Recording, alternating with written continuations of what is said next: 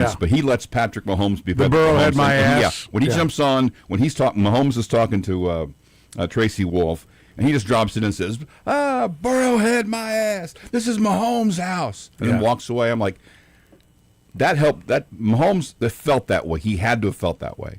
But he wasn't going to say it because he's Patrick Mahomes. But he knows Travis Kelce's got his back in that regard. Yeah. And, know your role and shut your mouth, you jabroni. That's the Travis Kelce part that he brought to those teams. That he'll get up and say what everyone's thinking. Yeah. But they won't. But he lets Patrick stay under. And Mahomes, that's the first time that really occurred to me. That is a great dynamic, and I wonder if one moment. I wonder if it'll be there after Travis Kelce moves on. Yeah. We're optimistic, and I think planning on, and should be, that there'll be a number of years of Mahomes without Travis Kelce.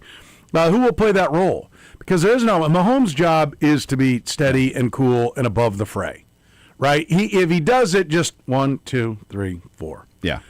Dryly, subtly, where you can't even definitively, some people don't even notice it. That's his way of doing it. Yeah. Travis Kelce's the one who needs to remove all doubt. Yep. Let's be clear, right? Mahomes could have walked over and looked at a sign or picked up a poster that was laying on the ground that said Burrowhead or something and thrown it in the trash or something. Could have done something like that, but to just flat out be like, let's make it clear to the entire country, this is what it is. Yeah, that was his, and has been and continues to be his kind of role, his gig. Yep. He's always had Mahomes back in that regard. Pretty good. Not bad. Pretty good. I like it. We've got a lot coming your way today here on the program. We'll get to Fat Jack. Program picks coming up with Fat Jack. We'll play Stump the Chumps. You can get a free oil change from Big O Tires. If you provide a final Chumps question, get a free oil change at Big O Tires. The team you trust, 13 locations around the metro. I'll find them online at bigotires.com. We will have Blair Kirchhoff in the 4 o'clock hour. Talk some college hoops with Blair Kirchhoff. Maybe talk some recruiting with Blair Kirchhoff. Mike Sando will be with us in the 5 o'clock hour, mapping out some extra space for Mike.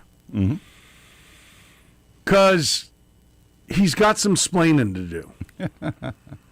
Right? As a Hall of Fame voter, I want to understand. Are you going to hold his feet to the fire? I think so. Been waiting to be able to use that. Mike has been spending a lot of time on Twitter defending the process, correct, Kyle? I didn't want to be influenced, and I didn't want to just be like blowing up every one of his points on Twitter. Not just, I wouldn't say defending, it's just explaining. Explaining the process. it. Yeah. Explain. Got some splaining to do, and he splained it for you. He explained it. So, I am looking forward to having that conversation with him. And, we mentioned this yesterday. If you didn't catch us, if you're only someone who listens early in the program for whatever reason, we appreciate any time you give us here in the program. I read Vahe's column, which I think hit the papers today, but was out electronically yesterday. Yes, Vahe, you've explained exactly what's wrong with the process that you guys put out there. I mean, I can't stress how that is just fundamentally not getting it. Like that is how we got to where we are, is constantly trying to, I need to get this guy in, I need to get this guy in. No, you need to vote for the best candidates. Very simple. The Hall of Fame, how it works. I explained it yesterday with the Royals part of the equation, right? Like I spent a lot of time figuring out, are they or are they not Hall of Famers? Once I figure that out, then they're in. And if there's 7 that are due in, 1 through 5 go in because you can only vote yes on 5 with the Royals Hall of Fame. Yeah. Right? If 3 of those go in and 1 falls off the ballot, then somebody else could join that mix if they're new to it. But if you always do that, if you always have, first and foremost, are they or are they not a Hall of Famer? First question. If the answer is no, they're out. If it's yes, okay, they go there. If you have yes to more than fits, then you need to rank them. And ideally, you should rank them even if you only have 3 and you can put 5 in. Just so that when the next year comes around, you remember where you were at. Yeah. Right? And to me, like, I'll give you an example. I don't know if I can. Have they announced? I keep asking this. Have they announced the Royals? I checked yesterday and they had. They haven't. Okay, so I won't get it. I don't think I'm supposed to mention it, but there is someone who would not be a yes for me if somebody else were still on the ballot. They would have been the extra. Mm-hmm. But they would have been a yes once I had enough room, as long as X number of guys didn't come in and bump them down. That, to me, is the Hall of Fame is taken care of by the – that's what keeps out the riffraff. You can only put this many in, right? And you're only on the board for this many years. So we'll talk about it with Sando. We'll get his thoughts. He's in the middle of the process, knows what's going on. I also think, I think the underrated part of this is somebody blabbing their mouth. Like, I think they have a bigger problem, and that was a big issue we talked about last year, and I'll bring this up with Mike, the Jim Tyre situation, and people, openly campaigning against Jim Tyre, to me, is not what's supposed to happen, and doing it publicly. That's not how it's supposed to work, and not adhering to the rules. It's supposed to be just your football. Even though I think what happened with Jim Tyre, the tragedy that is what happened with Jim Tyre, is crystal clear.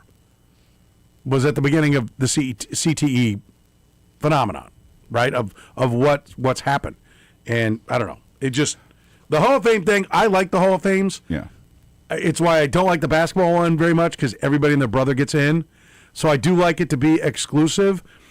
But I mean, there are some that, like, it's a no-brainer when you've got an agenda of who you want to get in. Bill Belichick should be and there is a distinction between being a first ballot. I don't care much about second or third or fourth.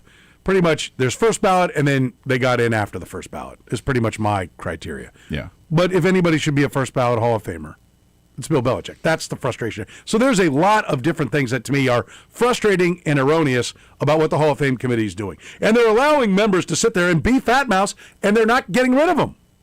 Right. I generally, I don't have a whole lot of thoughts. I generally think that after time goes by, people don't remember necessarily first. I don't remember how many times Derek Thomas was passed over or Will Shields was passed over. But you know he wasn't a first. But I know he wasn't a first. That, to me, is the distinction. First ballot or not. Possible. Yeah, and first by the way, that's a good point. Derek Thomas should have been a first ballot Hall of Famer. And you know why he wasn't? Because they had an agenda of backlogged people that they wanted to put in. Oh, well, we got to get to this guy first because he's only got 3 more years on it. And we got to get to this guy and this guy, and that's what is wrong. That's one of my core issues. Is either there should not be a limit on how many guys goes in any particular year, or there shouldn't be a limit on how many years they can stay on the ballot. As long as both of those things are inactive or are active, you're going to have issues. Wait, there shouldn't be what now? Either you should put in as many as you want. No. Or you should be on it as long as you want. No. I mean, to me, if you have both, you're going to have... No. Why? Because those are the safeguards that keep from getting everybody in. Like, you should not... There are not... If you look at it and say, we want the truly elite, there are not... There's never a year there's 20. Right. Right? Do you think there's a year where there's 20? That's a good point. And your answer is no, there's never been a year there's 20. Right, All right, right. What about 19? What about 18? What about 17? Like, there's somewhere there's a line. And once you decide what that line is, then that's it. And that's what keeps riffraff out. And that's why I say, like, my biggest axe to grind on the Baseball Hall of Fame is Dale Murphy. Back-to-back MVPs, best player in baseball for about 4 or 5 years, and 3 home runs away from 400. Which was an auto punch unless you were a jackass and played for a bunch of teams, because you were then the guy who struck out and was actually a much better player than people realize. He struck out and his batting average sucked, but his on base was great. Who's the guy who played Adam for? Dunn? No. Before older. 400 home. He was for a long time. He's the only guy with 400 home runs, not in the Hall of Fame. Oh yeah. Mike Kingman. Dave Kingman. Dave Kingman. Right. Which you go back and look at his career now, you're like, okay, yeah, he did bat 220 something, but his on base was like 350. He'd be considered a much better player and wouldn't have bounced from team to team to team because he'd have been, well, look at his batting average. Look at how many times he strikes out. Now nobody cares. Yeah. Right? But Dale Murphy is a few home runs short of 400, and so he doesn't go in. I don't get it. Like, to me, there are 2 types. There's the 20 years of very good to very good play, which consistently doing it over 20 years makes you great. Carlos Beltran. Who never led the league in anything, but was clearly an unbelievable stolen base productive player. percentage. Yeah. I mean, like the big the counting categories. Yeah, he's runs, RBIs, homers, doubles, triples, that kind of thing. But and then there's the Terrell Davis, the short window either by injury or what have you. Gale Sayers. Which Dale Murphy, I guarantee, was injured. You don't play at the level Dale Murphy played at, and then suddenly you lost it. Right. Right? For anyone who's like, Don Mattingly, if you like, I say no to Don Mattingly, but if you're a Yankee fan, you're like, Don Mattingly should be in there, you have a great case. He was arguably the best player in baseball. It was him and George Brett and Mike Schmidt. Yeah. And, they were the guys that were the best players right there. He was one of them. You say, well, and then after the back injury, he just wasn't the same, which is true. And so there's a case to be made. And maybe that's Dale Murphy. Dale Murphy and Don Mattingly don't get in because because it's like, okay, they were truly great, but they didn't hit these certain criteria. 400 homers, 3,000 hits, whatever that number might be. Wouldn't the percentage that you need to get in do the most of the work in keeping the riffraff out? What do you mean? If you say you have to have whatever percentage of votes to get in, I wouldn't that doesn't that keep the riffraff out? No, you'd be the Basketball Hall of Fame. They have I don't think they have a limit. No, I'm saying that if guys the percentage of votes. No, I do not. You think they wouldn't? I know, because I my point is there has to be, as much as I think Dale Murphy should be in there, the Hall of Fame wouldn't matter if every one of those guys was in. And if you don't have a limit, I guarantee they would all be in. And to me, to be truly great, there needs to be guys that the legit argument it is they should be in. If the legit argument is this guy shouldn't be in, that's why Baseball Hall of Fame is better. It's too strict, but it's still better than the Football Hall of Fame. Agreed. Because there are guys, and the Football Hall of Fame, like Troy Aikman, Joe Namath, those are our two pet peeves. Yeah. Right? And I actually almost think Namath's more deserving than Aikman. I think Aikman. I do too. Aikman's, I think, the worst. The more I've looked back he's at the worst Namath, player in the Hall of Fame. He's the worst player in the Hall of Fame.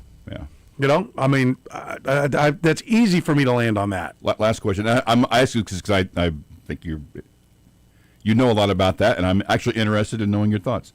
Some people will say, can you mark that? Yes. That's a first. I don't think like I'm just eye rolls and get up and walk out of the studio. That's totally what I do.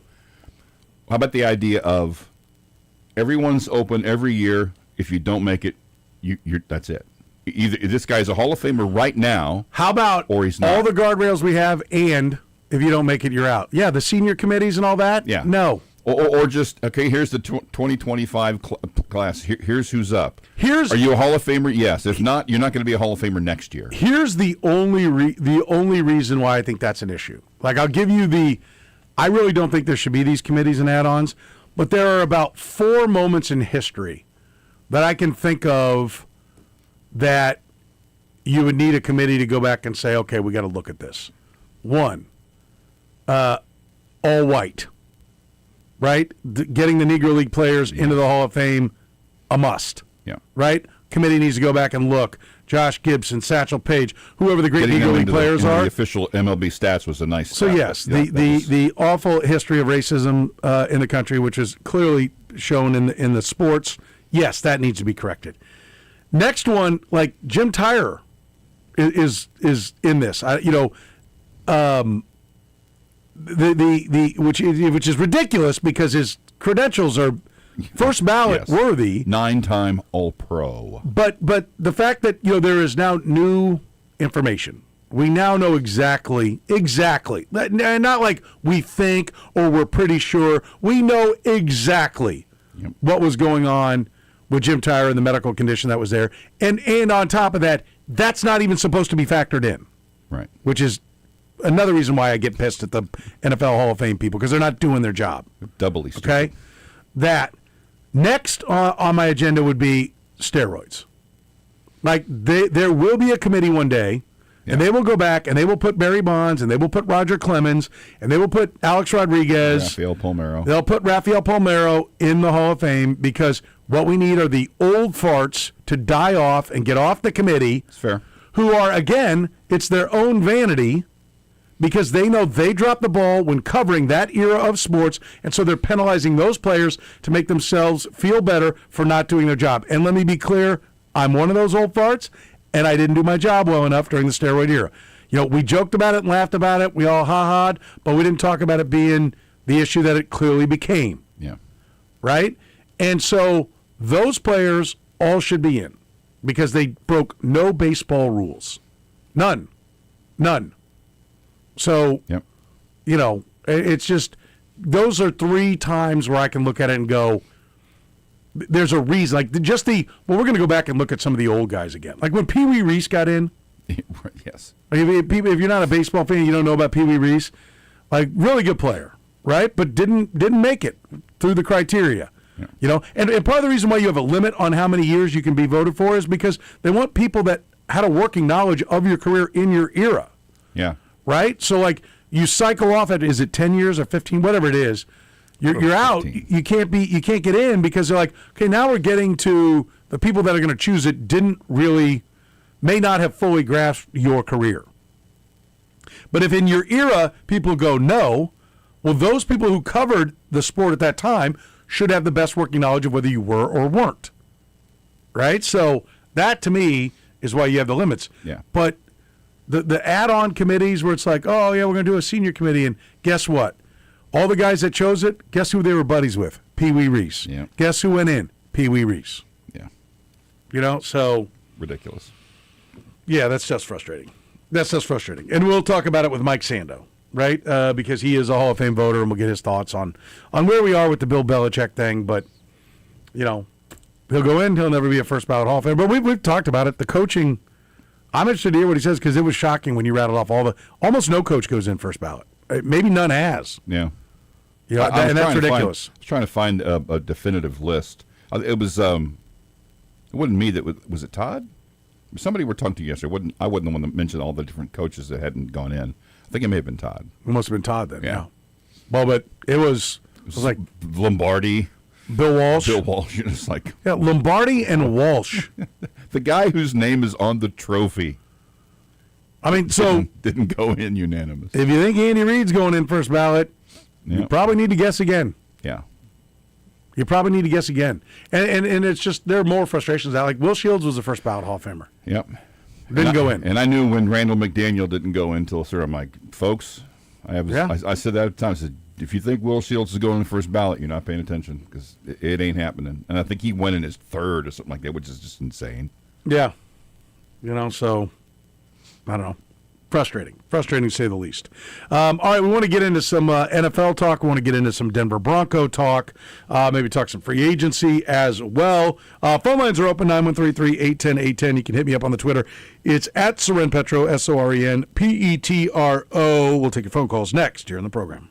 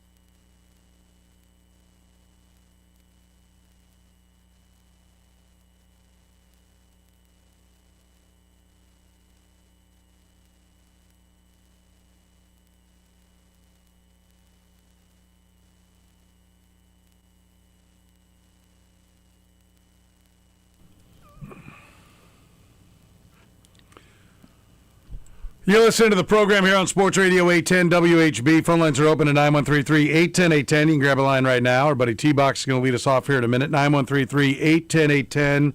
I'm on the Twitter, kids. Yeah. At Soren Petro, SORENPETRO. Thank you. What's yours? Because Kurtis got hacked. You got to reapply. Don't go to his old one. You'll be rendered penniless and bald if you do. Still there and still has about 19,000 followers. People maybe have followed me, but they haven't dumped the other one. It's now KL Seaboldt. At KLSEABOLDT. Yeah. Yeah. I just had to add my middle initial to the old one. Okay. There it is. Follow Same Kurtis. picture. So that you can take part in Frank Opinions. Yes. Would help. You know, are you going to help me out? Do you care about the country or not? Yes. Follow Kurtis Seaboldt if you do. Help a brother out.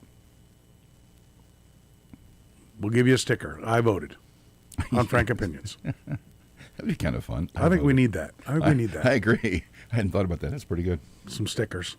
Maybe a shirt.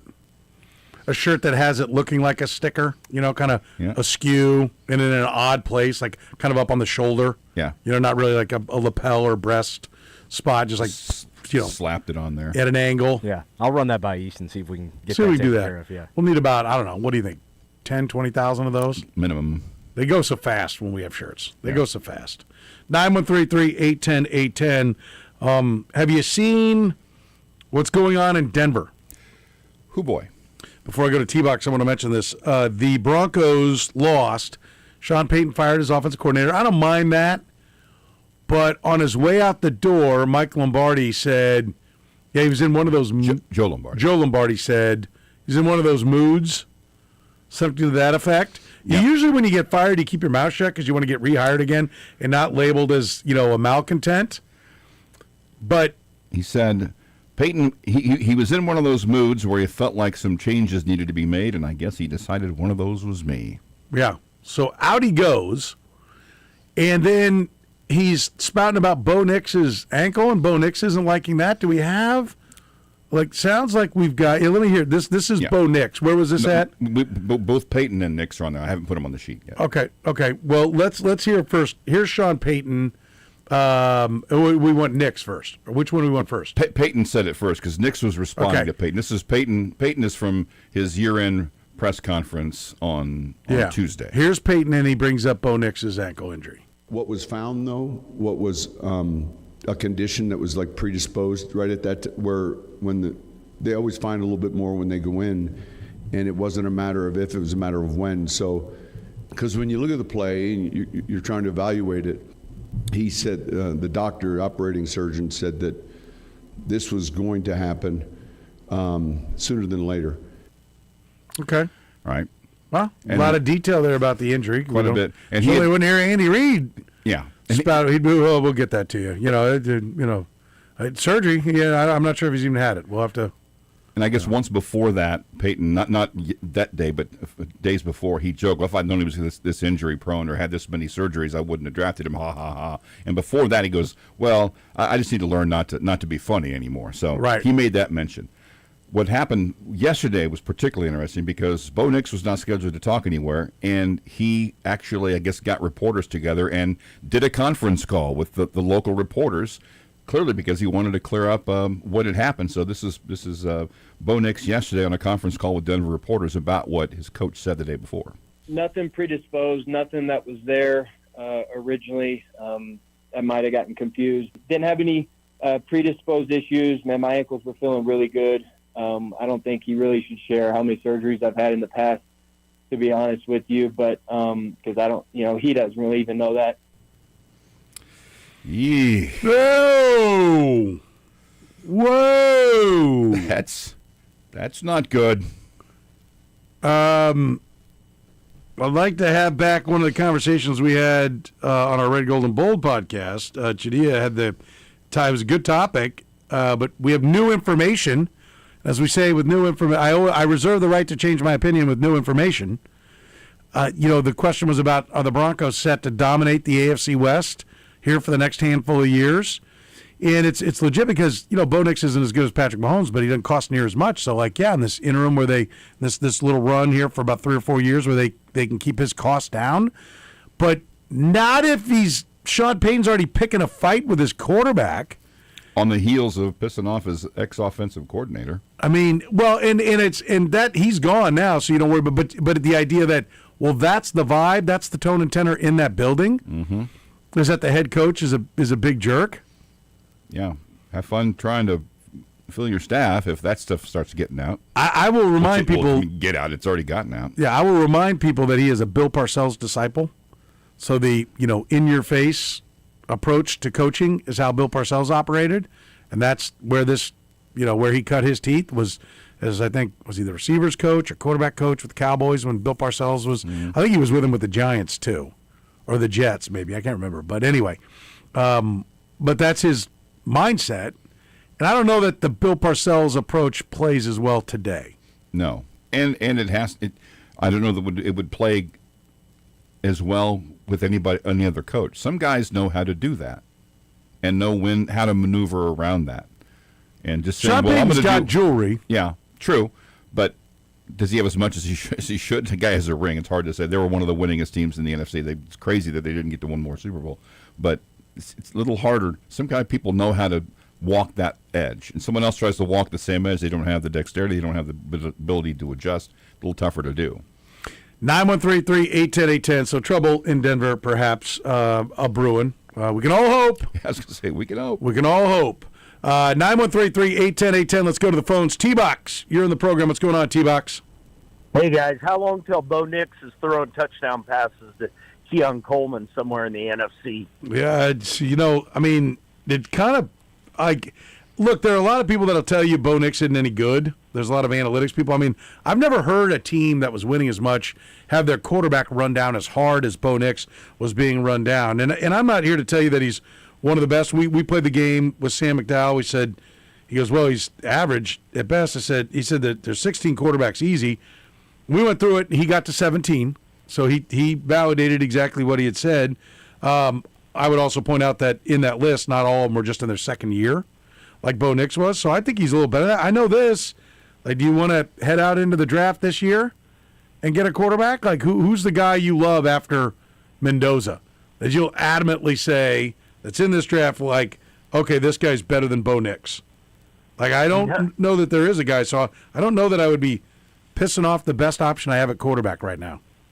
Yeah, that's crazy. Sometimes maybe people need to keep their mouth shut. So allow me to suck up for a second before I ask you a question. Always allowed here in the program. Oh, well, I am going to do it well today. Your passion, your knowledge, along with your guests, and I'm talking about both you and Kurtis, along with your guests, along with your interviews, are just absolutely incredible, and it's what keeps me listening every single day, even though I rarely call well, it. That's very kind. Making my day better. I appreciate the T-Box. That means a lot. And I will tell you that across the glass, I saw Kyle go. Over here. What about me? And Kyle. And Kyle. Here for and Kyle. There it is. Oh, there we go. That's what when we do that T-shirt, it'll be all this stuff, and then at the bottom, it'll just say in little print, and Kyle. Also on board. You can run off producers like nobody's business. Dude. Too. Forgot to compliment you on that. Thank you. Too, Captain. Thank you. We have run a few people through here. That's correct. You have. So have you been to the Basketball Hall of Fame? I have not. In Springfield, Massachusetts, I have not been there. It is absolutely not. It's not that great. Let me tell you, I was. Have you been? I've been to the baseball and football. Have you? I'm curious. Have you been to one of those for a comparison? I have not. Unfortunately, they're both on my bucket list. What I have been to though is '93, '94. I was working up in Buffalo, and I went up to Toronto and went to the Hockey Hall of Fame. Now, that was incredible. Okay. So you do have some perspective on another one of the major Hall of Fames. That's because I've actually had a friend.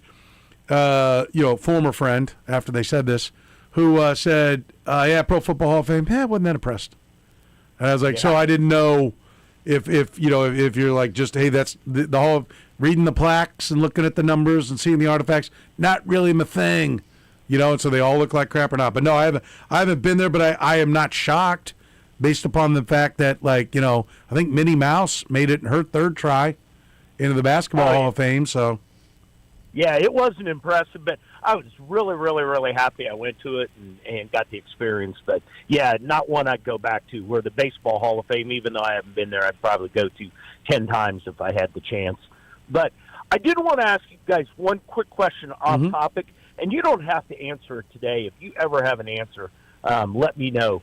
Back in the KU West Virginia game, right before half, the West Virginia player went against the stand or whatever it's called for the backboard in the goal and kind of got injured with like 45 seconds left.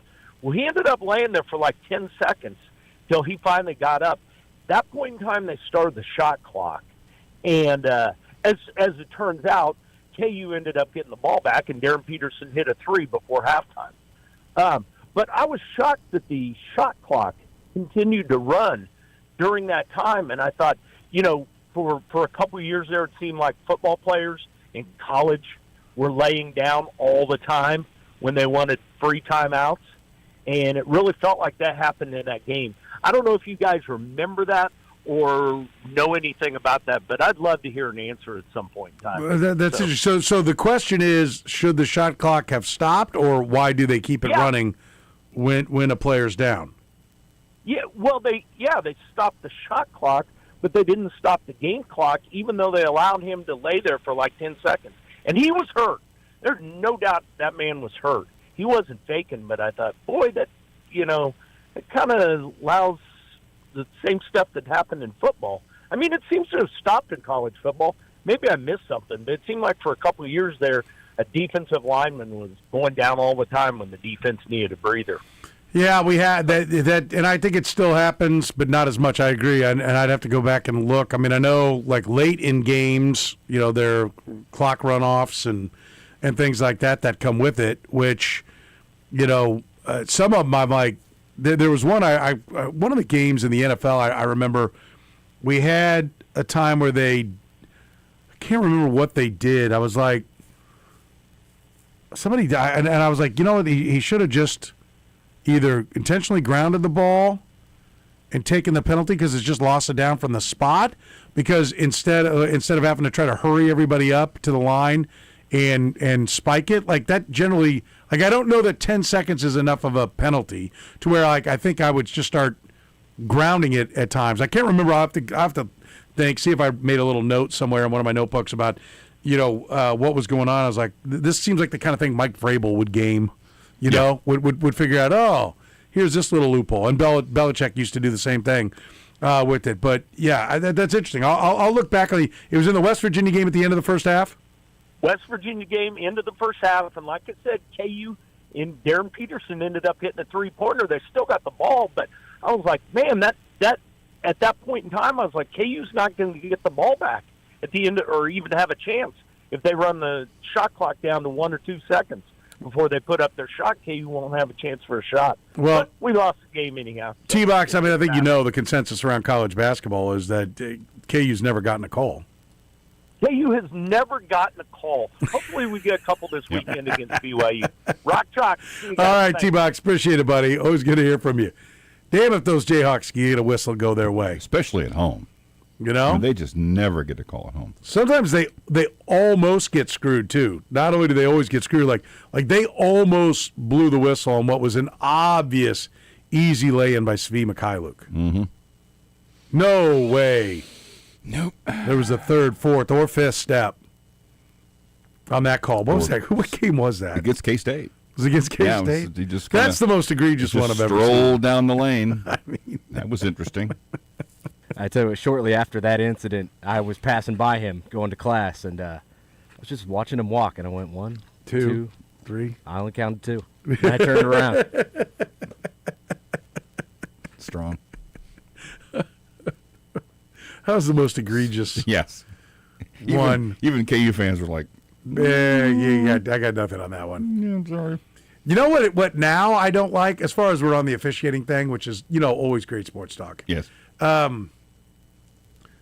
Have you noticed that we now will use the pivot foot and we'll pivot around and then we'll come off the pivot foot and take 2 steps?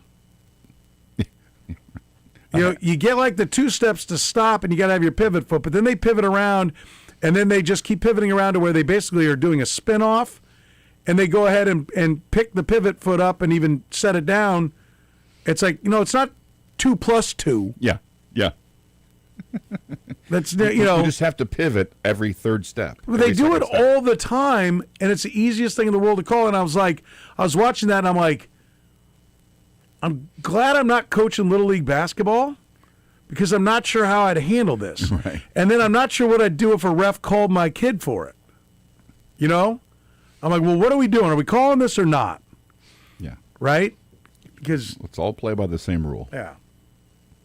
I There are some crazy videos of NBA stuff. You just like some guy in dribble and just kind of stop and pick up the ball. Oh, that and was walk. LeBron. Yeah, LeBron like walked like 4 steps, started dribbling again, and everyone on the other team's like, dude, call something. Yeah, there are a number of those. But yeah, this is a new one. I see it in college, and they're pivoting. It's like, oh, I can turn this way. Okay, right foot, and then up comes the left foot. Well, that right there's a travel. Yes. You picked up your pivot foot. You're still holding the ball. What are we doing? Anyway, 913. Like strike zones. Yeah. 913-3-810-810. We'll take a break. More of your calls next here on the program.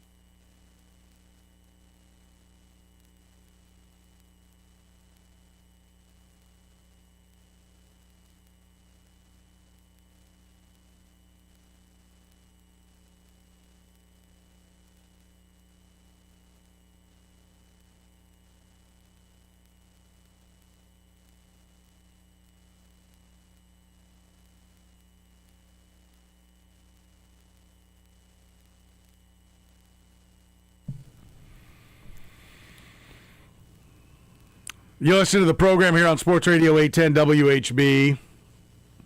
Headline you might not like when it comes to this year's NFL draft.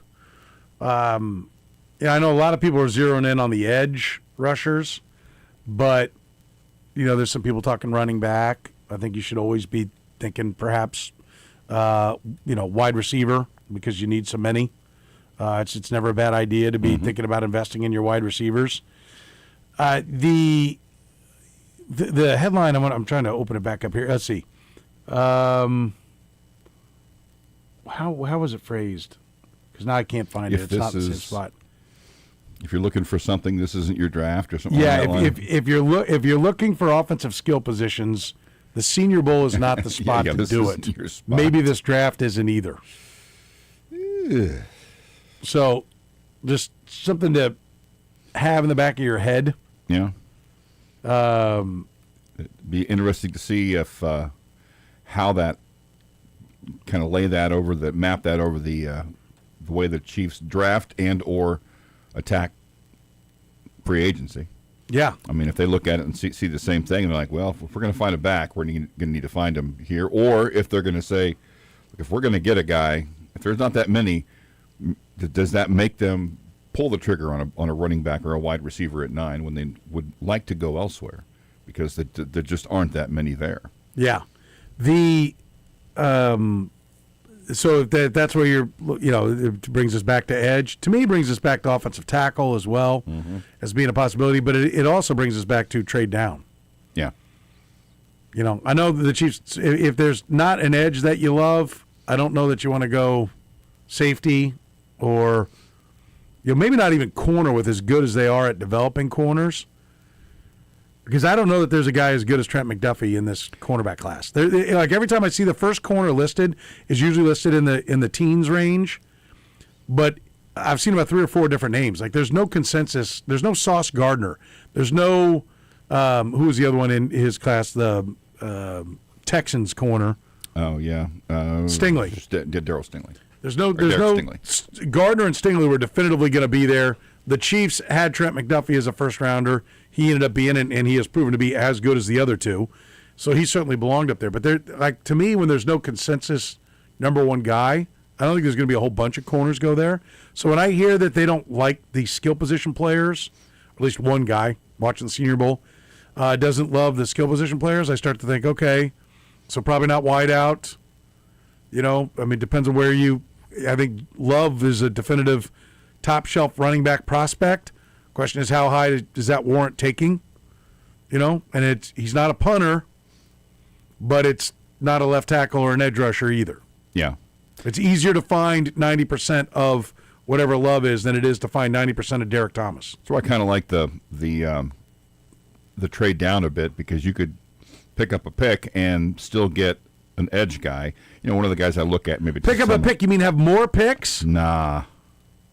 Well, that's not been the key to success, particularly this year.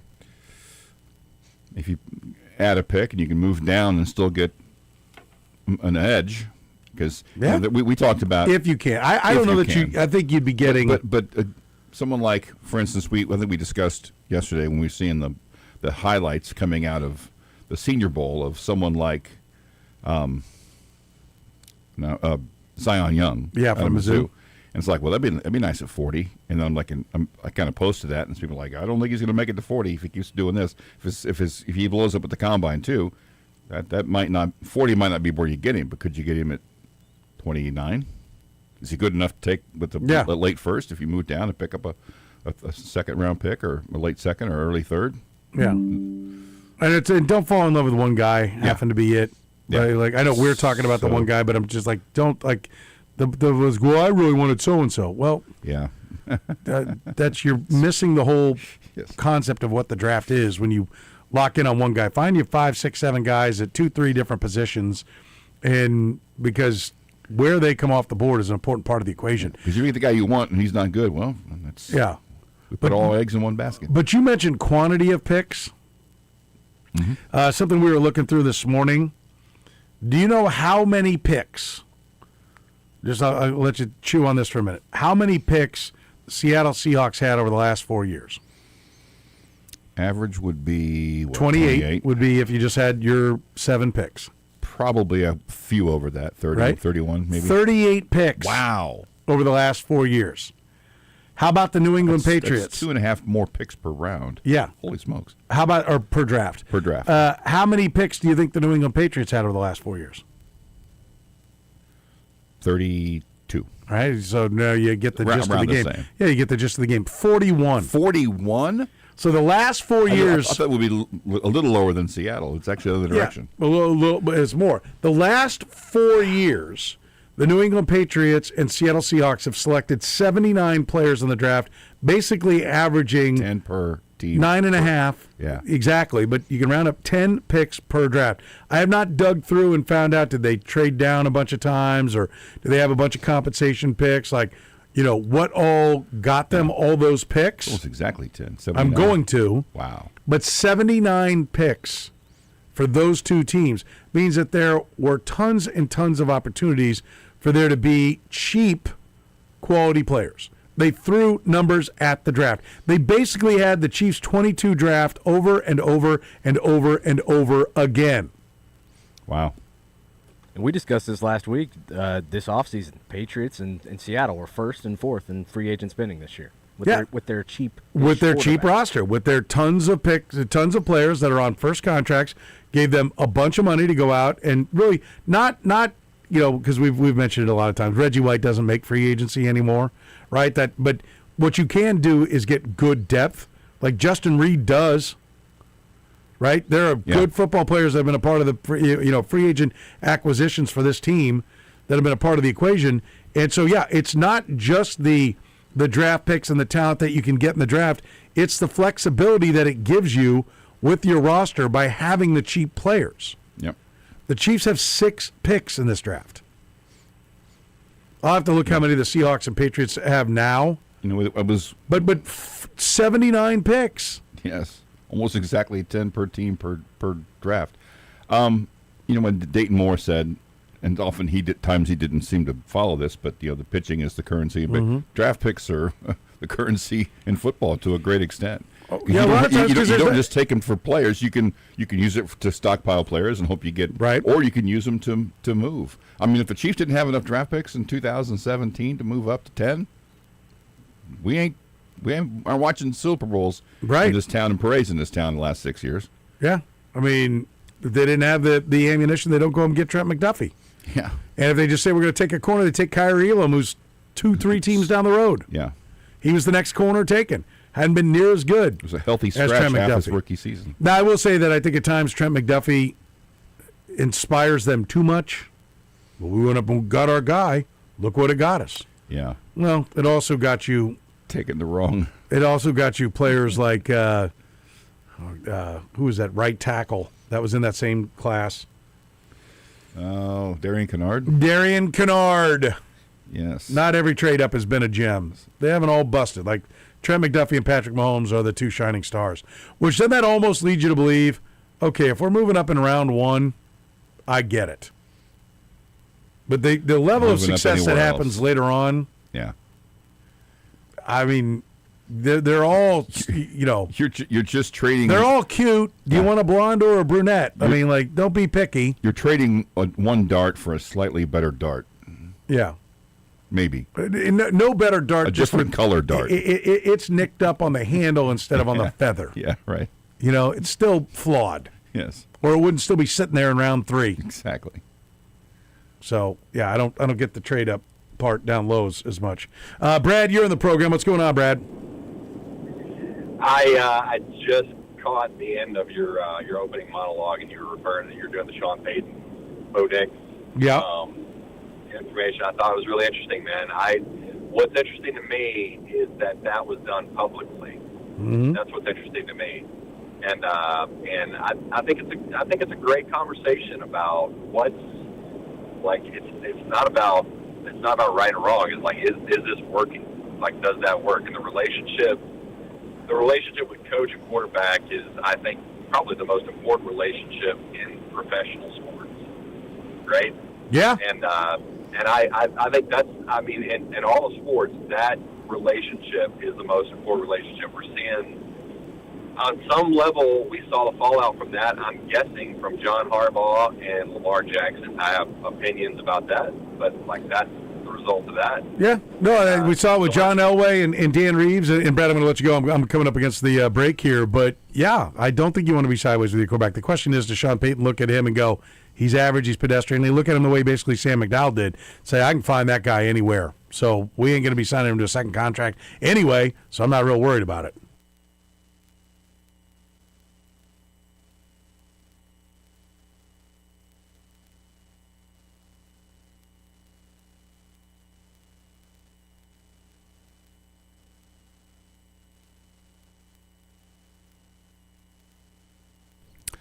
All right, how many starting quarterbacks have won a Super Bowl wearing number 10 or number 14?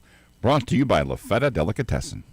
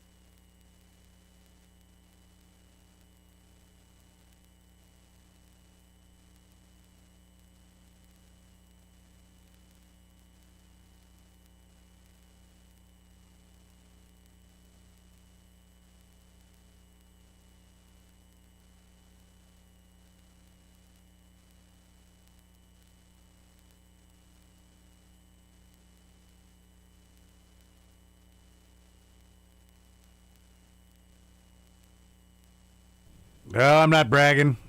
Just looked at the scorecard. That's brutal. It is the program here on Sports Radio 810 WHB. Soren, Petro, Kurtis, Seaboldt, Kyle Collier with you here on a busy Thursday as we welcome in Peter Yates-Enoch to the program for our program picks. Pete, how are you? One other thing, Soren, about Hall of Fames. Would you vote Joe DiMaggio in the third ballot? No, he'd been. Well, I'd have to go back and look.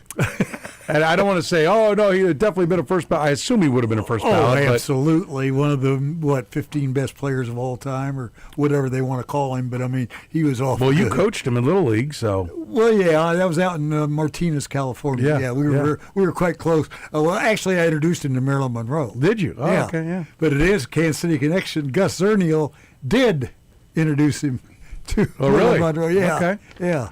But, Not bad. But I mean, DiMaggio wasn't the nicest guy. It doesn't sound like, but he was a hell of a ball player. He can play. Jeez, Yeah, the Hall of Fames are an interesting category. Yeah, they Interesting. are. You know what else is interesting? Our program picks. It's over. Curtis Seaboldt, with his 1-1, has clinched the title. 56-46 he stands on the year right now. Pete, you and I will battle for second in the Super Bowl. Yeah, I guess we will, won't we? You are 53-49. I am going to have a losing year, even though I'm going to have a winning record. I'm going to lose money. Curtis, 540 to the good. Pete is $90 to the bad. Yep.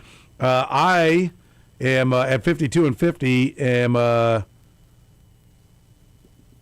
I'm minus. Is that right? Minus 300. Yeah, that is right. I'm minus $300. So not going to have a winning season. Wanted to have a winning season. I went 0-2, so that sucked. And Kyle, should we even mention the rookie? You can go for it. After an 0-2 in the conference championship games, he is 41-61. He has lost $2,610 this year. If we were betting $100 a game, That's a week's pay for him. yeah, Fat Jack from Fat Jack's. That's what we're trying to avoid when we talk to you. Right? Is 41-61. Picking the games. I mean, he literally is picking the ones we're going. And I don't think it's a surprise a lot of people when Kurtis wins. So just my overview. By the way, we're 3-1 again last week. The only we lost. We won side and total in the Broncos game, and I shamed you guys. Remember the shaming over the Broncos plus the points against New England, and said it's got to be Denver. Yes. It's too much value. Blah blah. And then I also had the total under in that one. All the clients got these, and then had the total over in the Seattle game. The only loss was the Rams plus points, and we had the futures ticket on them. But if you look at this overall, I'll give you a couple things. If Kurtis wins, I don't know that anybody listening should be really surprised. He comes in a lot with a lot of information that works. What I think happened to Peter, which hopefully he'll fix between now and next year, we did not hear near as much about ex-girlfriends, about colors, about religion. We didn't hear any of that this year. It was more about, I'll take them because that's who I like. But we didn't get the meat and potatoes, which when he was rolling through this contest, a week did not go by that he did not offend some sect of the Christian religion. It'll be back next year, I promise it. Unbelievable. I'm sure Back the to sponsors are basics. going to love that. Yeah, religious people everywhere are so pleased to hear you say that. Or they could look at it like when Peter does bad, the Chiefs don't go to the playoffs. When Peter's slinging it around everywhere, so is Patrick Mahomes, and they're working their way all the way to the Super Bowl. So it could be that connection as well. Yeah, I like that as well. Yes, Pete is he holds our very future in his hands. You know, and that's Hope it's not Not long, though. I mean, I'll be 80 next month. Yeah. So, I mean, yeah. it's It's not not going to be Drink around a long. Red Bull. Drink a Red Bull and fire up, Peter. I can't. I got a bad heart. Before you know it. Well, my clients, like I said, we won again last week. Everything went really well. Basketball won last week. Soccer won last week. Soccer won again on Wednesday. Yesterday went 5-2. Basketball's 4-1 this week. So we're building profit just because the football's wrapping up. There's two great reasons to get signed up. Number one is you save so much money but versus waiting until September, you can pay off the service fee up to like 8 months right now. It goes to 6 months here after Super Bowl Sunday. But 8 months you can pay it out, which allows guys to budget, not have to pay it all at once. And more importantly, you don't miss out. The minute you sign up, you start getting the plays then. So basically, you're getting free plays between now and August versus waiting until August to sign up. So we incentivize guys to get it early. Even if you're not betting every week, you're like, gosh, Jack, I don't want to. I want to spend my summer not play from the golf course having to look at baseball scores or World Cup scores. I get that, but if you're going to wait, you're going to pay more. It's better to get in now, get the lower rate, and then not play all year if you don't want to, or whenever you're bored. You go to the in-laws' house, you want to bet, or go to the lake and you're not doing anything. Maybe you want to play a little baseball for free over the summer. But you don't have to lean into everyday betting just because you're making a decision now that'll make you money long term. Yep. Nope. It's a great point, and so much. I love the hoops. I have a hard and fast rule on the hoops. Dogs or a favorite of 3 points or less. I will not take a 6.5. Nothing pains me more than leading by 12 the whole game, and then a couple of by the ways in the last 50 seconds, and I lose on a hook. I lose my mind. I cannot handle that. You're right. You're absolutely right. I have a guy that I get his stuff, and he is on a trend right now where all of his plays are like 10 to 12 point underdogs. And I'm exactly with you, Soren. You have to earn that from so many. They better win by 30, because if it's even 20, they start putting backups in. They start resting people. Now you're trying to run the clock down. They're firing it, shooting layups on the other end. So it is about being able to win long term. And I'm with you. I like the smaller favorites. I like or bigger. I'll be okay with up to 5 or 6. But when you get over that, it has to be total domination, especially in the hoops. Yeah, no doubt. By the way, somebody was asking me, tell Fat Jack to explain how he plays soccer, like how he bets on the soccer. Like what is your approach? What is your philosophy? They've heard you talk about where you've the success you've had with the soccer. Do you have a tip for anybody? Because the MLS season's right around the corner here, and we're obviously well into the EPL and everything. What's your approach? Yeah, so let me first say that I don't handicap soccer. I know nothing about soccer. I played soccer when I was a kid. Don't know anything about it. I have guys, that's all they do. They live in London. They're very good in English Premier League and actually Champions League. We won, 5-2 Wednesday. And I've learned all of that since I've been betting their stuff. They get my football, and they made a ton of money with that. They reached out and said, hey, we're literally, there's two of them. We're professional gamblers. We live in London. We got your service when we were in the States. They were in New York, heard me on one of the radio stations. So I should start there. I'm not a soccer, quote-unquote, expert. What I am good at is collecting money from guys that know how to bet on soccer. So they instructed me, and I do exactly what they say. So I play $10,000 on my football selections, half that on the basketball. The soccer, I play $2,000. So basically, if you're a $100 player, you'd play $25. But I play the same amount, because this is what they tell me to do. Same amount on every one. So it doesn't matter if you're a minus 160 favorite or a plus 220, unless it says, and when I send out the soccer, I send out these specific instructions to people. But unless it says play half or play more, it's pick a number, play the same amount, because there is variance, and there's tight lines in soccer, as people probably know. There's not a lot of goals a lot of times, so you're going to win 1-0, or there's going to be ties, which is the advantage to the house. And this is the way they explain it to me. Like UFC, you take away some of that variance when you just bet the same amount. So there's no locks, there's none of that. You're just same amount on every fight, or on every match. And ride it out for the entire year. The good thing about soccer with the three-way action, meaning you get a winner, a loser, and a tie as the possible options, is that you're getting plus money almost a lot of the time. So there'll be plus 185, one plus 165. Those guys, you don't have to even win, just win half, and you're going to make another half a unit. We were 5-2, but we made 4 games of profit on Wednesday alone. Yeah, that's how I roll in baseball. Is I bet mild favorites to dogs, like almost.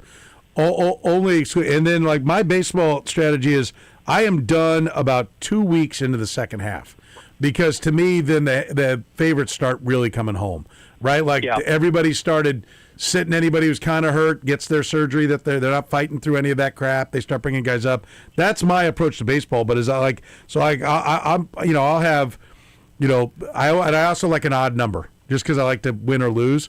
So I'll bet 3 or 5 games. And then if not really, I might go 2-2. And if I do, I usually make money because I've got a plus 120, a plus 130, plus 110, a minus 110, and a plus 150, right? And so that's what you're talking about. Same thing with soccer. Yeah, the most important thing is consistently get better information than you're getting bad information, which seems very basic, but you're right. You're okay going 2-2 if you're getting some of those plus money situations. And as importantly, with baseball, I give that for free. In soccer, is don't bet enough that it really matters a whole lot. Be okay going less in a sport that has a little more variance. Like NBA betting basketball, there's a lot more volatility in basketball than there is football. I always compare football is like the stock market for me. So it's consistently going up. The arrow just trends upward slowly. Basketball, it's more like options trading. You're going to have some peaks and some valleys and some good. Like right now, we're 4-1 this week. We won 4 games last week, so we're on an 8-unit to the positive run. But before that, we lost 2 or 3 weeks in a row. So as long as you're okay with the volatility, you're not going to overreact or do anything ridiculous. So I always tell people, be okay backing up these certain sports that have a little more volatility. So where are you? We're talking to Fat Jack from FatJackSports.com. Of course, normally we be picking games, but we don't have a game till the Super Bowl next week, and we'll hit that from every angle next week with Fat Jack. But we do have prop bets that are starting to get out there. And they get pretty creative. They get a long way away from the game. You got your eye on any of those yet?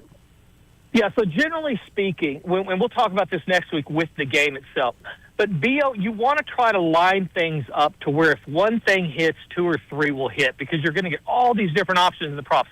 Bet less for sure. Don't bet a lot of your bankroll on them. But you want to be okay. If you like Seattle to blow out, and I don't. I'm not saying I do. But if you did, then you're going to play Seattle has to get a lead, because they're going to want to, if they're going to blow them out, beat them by more than 4.5 points, they're going to get a lead. You might look at some of the running backs' carries to be over. So Kenneth Walker, you're going to look for his attempts and yardage to go over because if they get a lead, they're going to try to shorten the game in the second half. That same theory of Seattle wins big, Drake May's passing attempts would be over. His yardage is probably over because they're playing catch-up. So be okay with a theme of the game and then drilling down 3 or 4 bets within that game. That's the first thing. Second thing, smart gamblers do one thing that general public players don't do. We are okay betting a lot or betting more to win less. All right, the general public is going to look at props and they're going to say, all right, 3-1, 5-1, 7. They want odds. The ones with odds, more times than not, unless you're picking first touchdown, those type of things, and those are really crapshoots, as everybody knows. That's why they pay so well. If you're betting any real money on props, it most likely needs to be a minus in front of it because those are the ones that are probably going to hit. And year after year, they prove that out. And so those are a couple things. Be okay betting a lot to win a little in props as it relates to betting a little to win a lot within those same props. As far as specific ones, next week we'll get into. We'll give 3 or 4 away next week that I feel really confident about. But things like the national anthem and Gatorade, they're coming up right now. I think FanDuel's even offering Gatorade. So Gatorade doesn't have a big favorite. So orange is a favorite, yellow's 2.5 to 1, blue, those type of things. Those are kind of a crapshoot. If you look back, New England last time they won, they had blue. So if you think that there's, the head coach was on that team. So if you like that type of thing, you could go with blue at the Gatorade. The national anthem's an interesting one, though. You've got Charlie Puth that's singing. By the way, I've been horrible with the national anthem. And that's why I keep drilling down, because at one of these times I'm going to hit the national anthem. But Charlie Puth is singing it. He's really a musical savant. This guy is one of those guys. He hears a note. He knows the note. He can play anything. And he's already said that he's going to have a choir and he's going to have an orchestra within the national anthem. He is not – the things he's saying, and the one that he's heard that he really loved was Whitney Houston. So everything he's saying, over is always going to be a little bit of a you're going to have to lay more than you should to go over because everybody just thinks they're going to go over. But this dude, the minute you start bringing in a choir and an orchestra, this thing's not going to be quick. So we're up to like 2:05 on the 2 minutes, 5 seconds on the time. I think there's a little bit of a lean toward the national anthem going over. And, of course, these are extra things that are outside the game. Next week, of course, we'll drill down and figure out how we can make money with some of these in-game props. At 2:05, I think I remember the first time I remember the total on the national anthem, it was like 149. Right? Didn't like a recording or a high school band get it done in like 140 or something? You can roll to this thing in nothing, but people see it as an opportunity, like the halftime show, to to exploit. They don't get paid for these things. You get a lot of that publicity on the halftime deal. That Bad Bunny or Big Bunny, whatever his name is not getting paid to do it. It's just all about the exposure. And the same thing with the national anthem. So Charlie Puth's making nothing, so they've got to take advantage of this moment. Of course, that's factored in the line. But the minute you start bringing in outside people into the national anthem, that's how you slow it up. And those of you that are wondering, it's from the first time he opens his mouth to the last time. So when they start the music, you don't count it. When he stops singing, that's the end. But the things in the middle, which is where the choir comes in and the orchestra, all those kind of things, this thing should be a little bit longer. Yeah, it feels like if we're going to bring a choir in, we may have like an interlude. Like this thing might go 5 minutes or something. Am I showing my age when I saw Up With People? Yes, you are. That's very much so. That's who did the Chiefs' first one. Yeah. Someone posted Al Hurt. earlier this year with the lengths of every one. The longest, 2:36, Alicia Keys in Super Bowl 47. The last one, last year, John Batiste did it at 1:59. Reba McEntire, 1:35. That's pretty quick. When was Reba McEntire? The Chiefs' second Super Bowl. Really? In Vegas. Oh, that was a stone cold under. Chris Stapleton's amazing when they beat the Eagles. That was 2:01. The shortest ever is I thought I saw 1:13 or something like that. Oh, good Lord. This is why, Curtis, this is why he wins the contest right here. Yeah. I mean, he's got all this national anthem stuff. Right? You guys are fight. You showed up to a gunfight with a knife. Like that. Dudes. Are you going to propose to him before the segment's over, Fat Jack? Or what? I mean, I'm just trying I'll take to the credit. sprinkle some positivity. He wins once.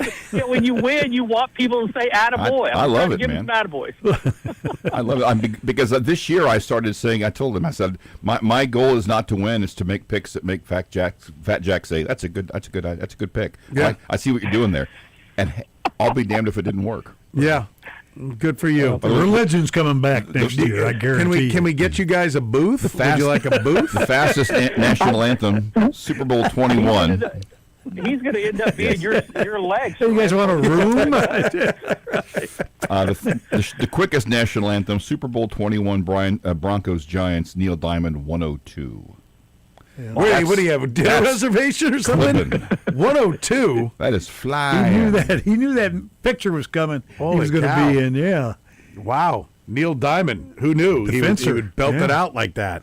Holy cow. All right.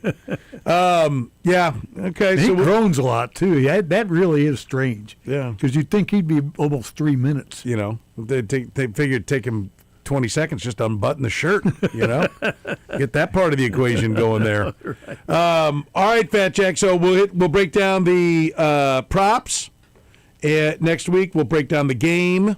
We'll have all kinds of goodies for everybody when it comes to the game when we get there next week. In the meantime, tell everybody how they get in touch with you. For sure. And by the way, just to leave people with something who love Seattle, understand you need to make a really good case for them, just like with Indiana in the national championship game, just like with Denver. Super Bowl favorites are 2-9 against the spread the last 11 when they've been favored by more than 3 points. So you're looking into the eye of the storm when you play favorites in the Super Bowl. Just something to think about. Not saying it's not the right side, but just be real, real careful. Well, we pick that up next week. But yeah, FatJackSports.com. I'll be sending out for free at least the top 10 or 15 prop bets when you sign up through the Super Bowl. You get the best prop bets, get predicted final score, best plays in the game. As I said, basketball's 4-1 this week. They won again last week. Soccer's been killing it over the last 2 or 3 weeks.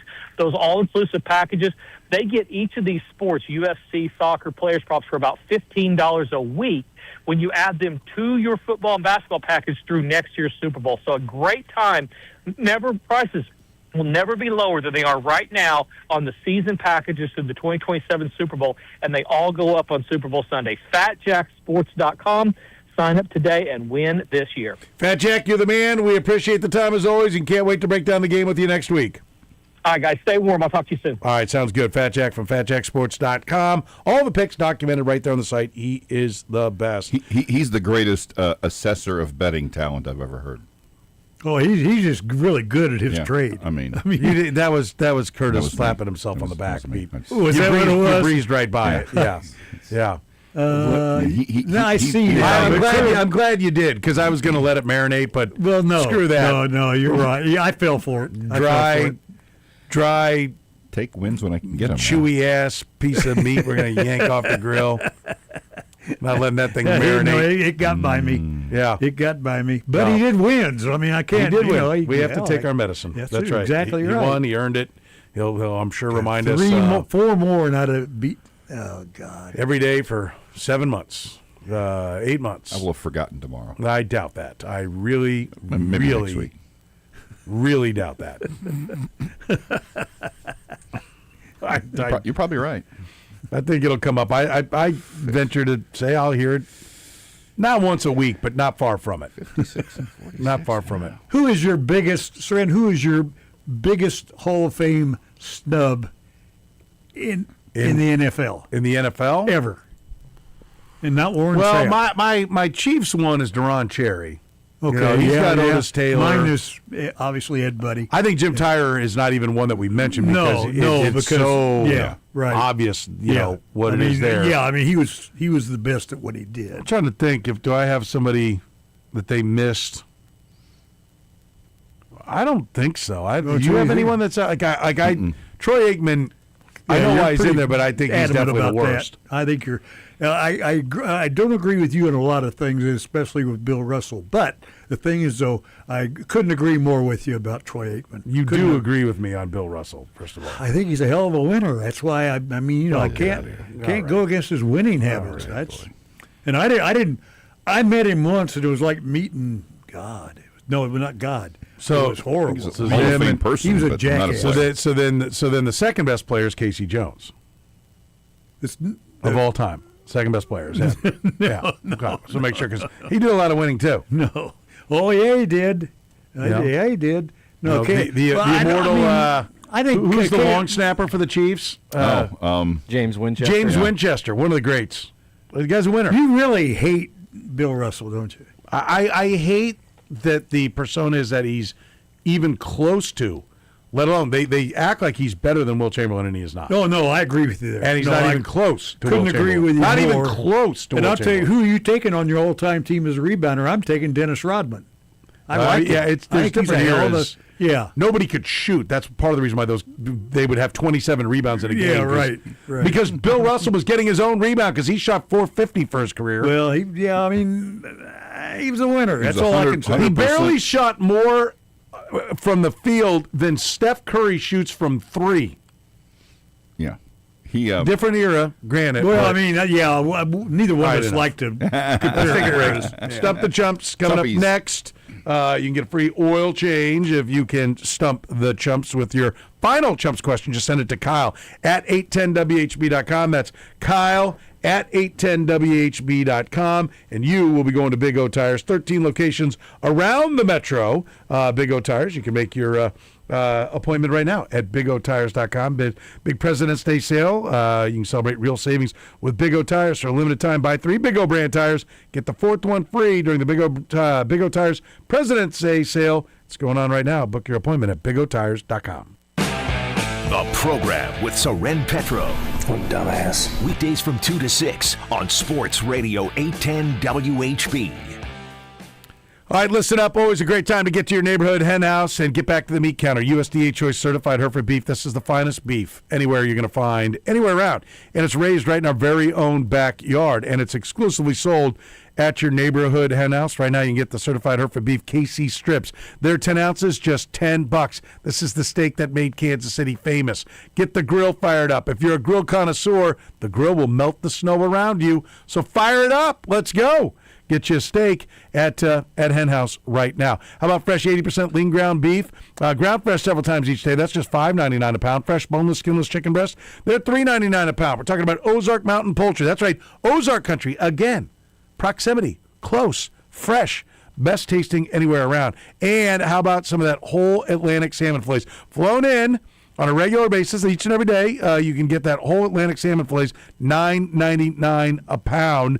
Get it right now at your neighborhood hen house. And don't forget, Valentine's Day is right around the corner. So maybe you're looking for a romantic meal. You don't want to pay a ton of bucks outside, and you don't want to waste time driving around. You don't want to be cold.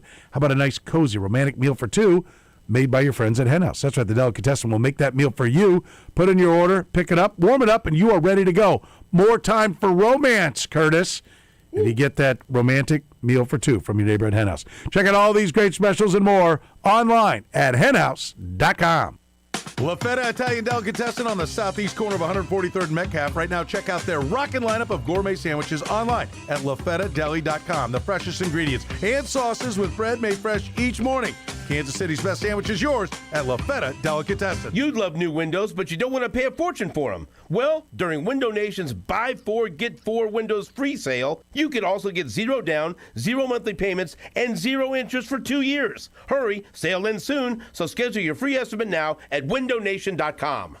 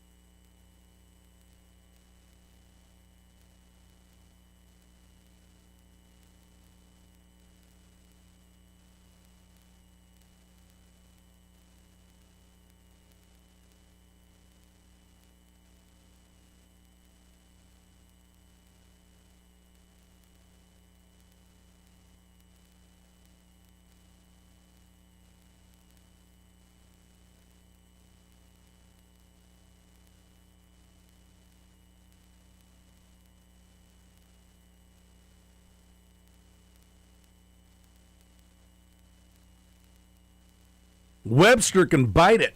Yeah.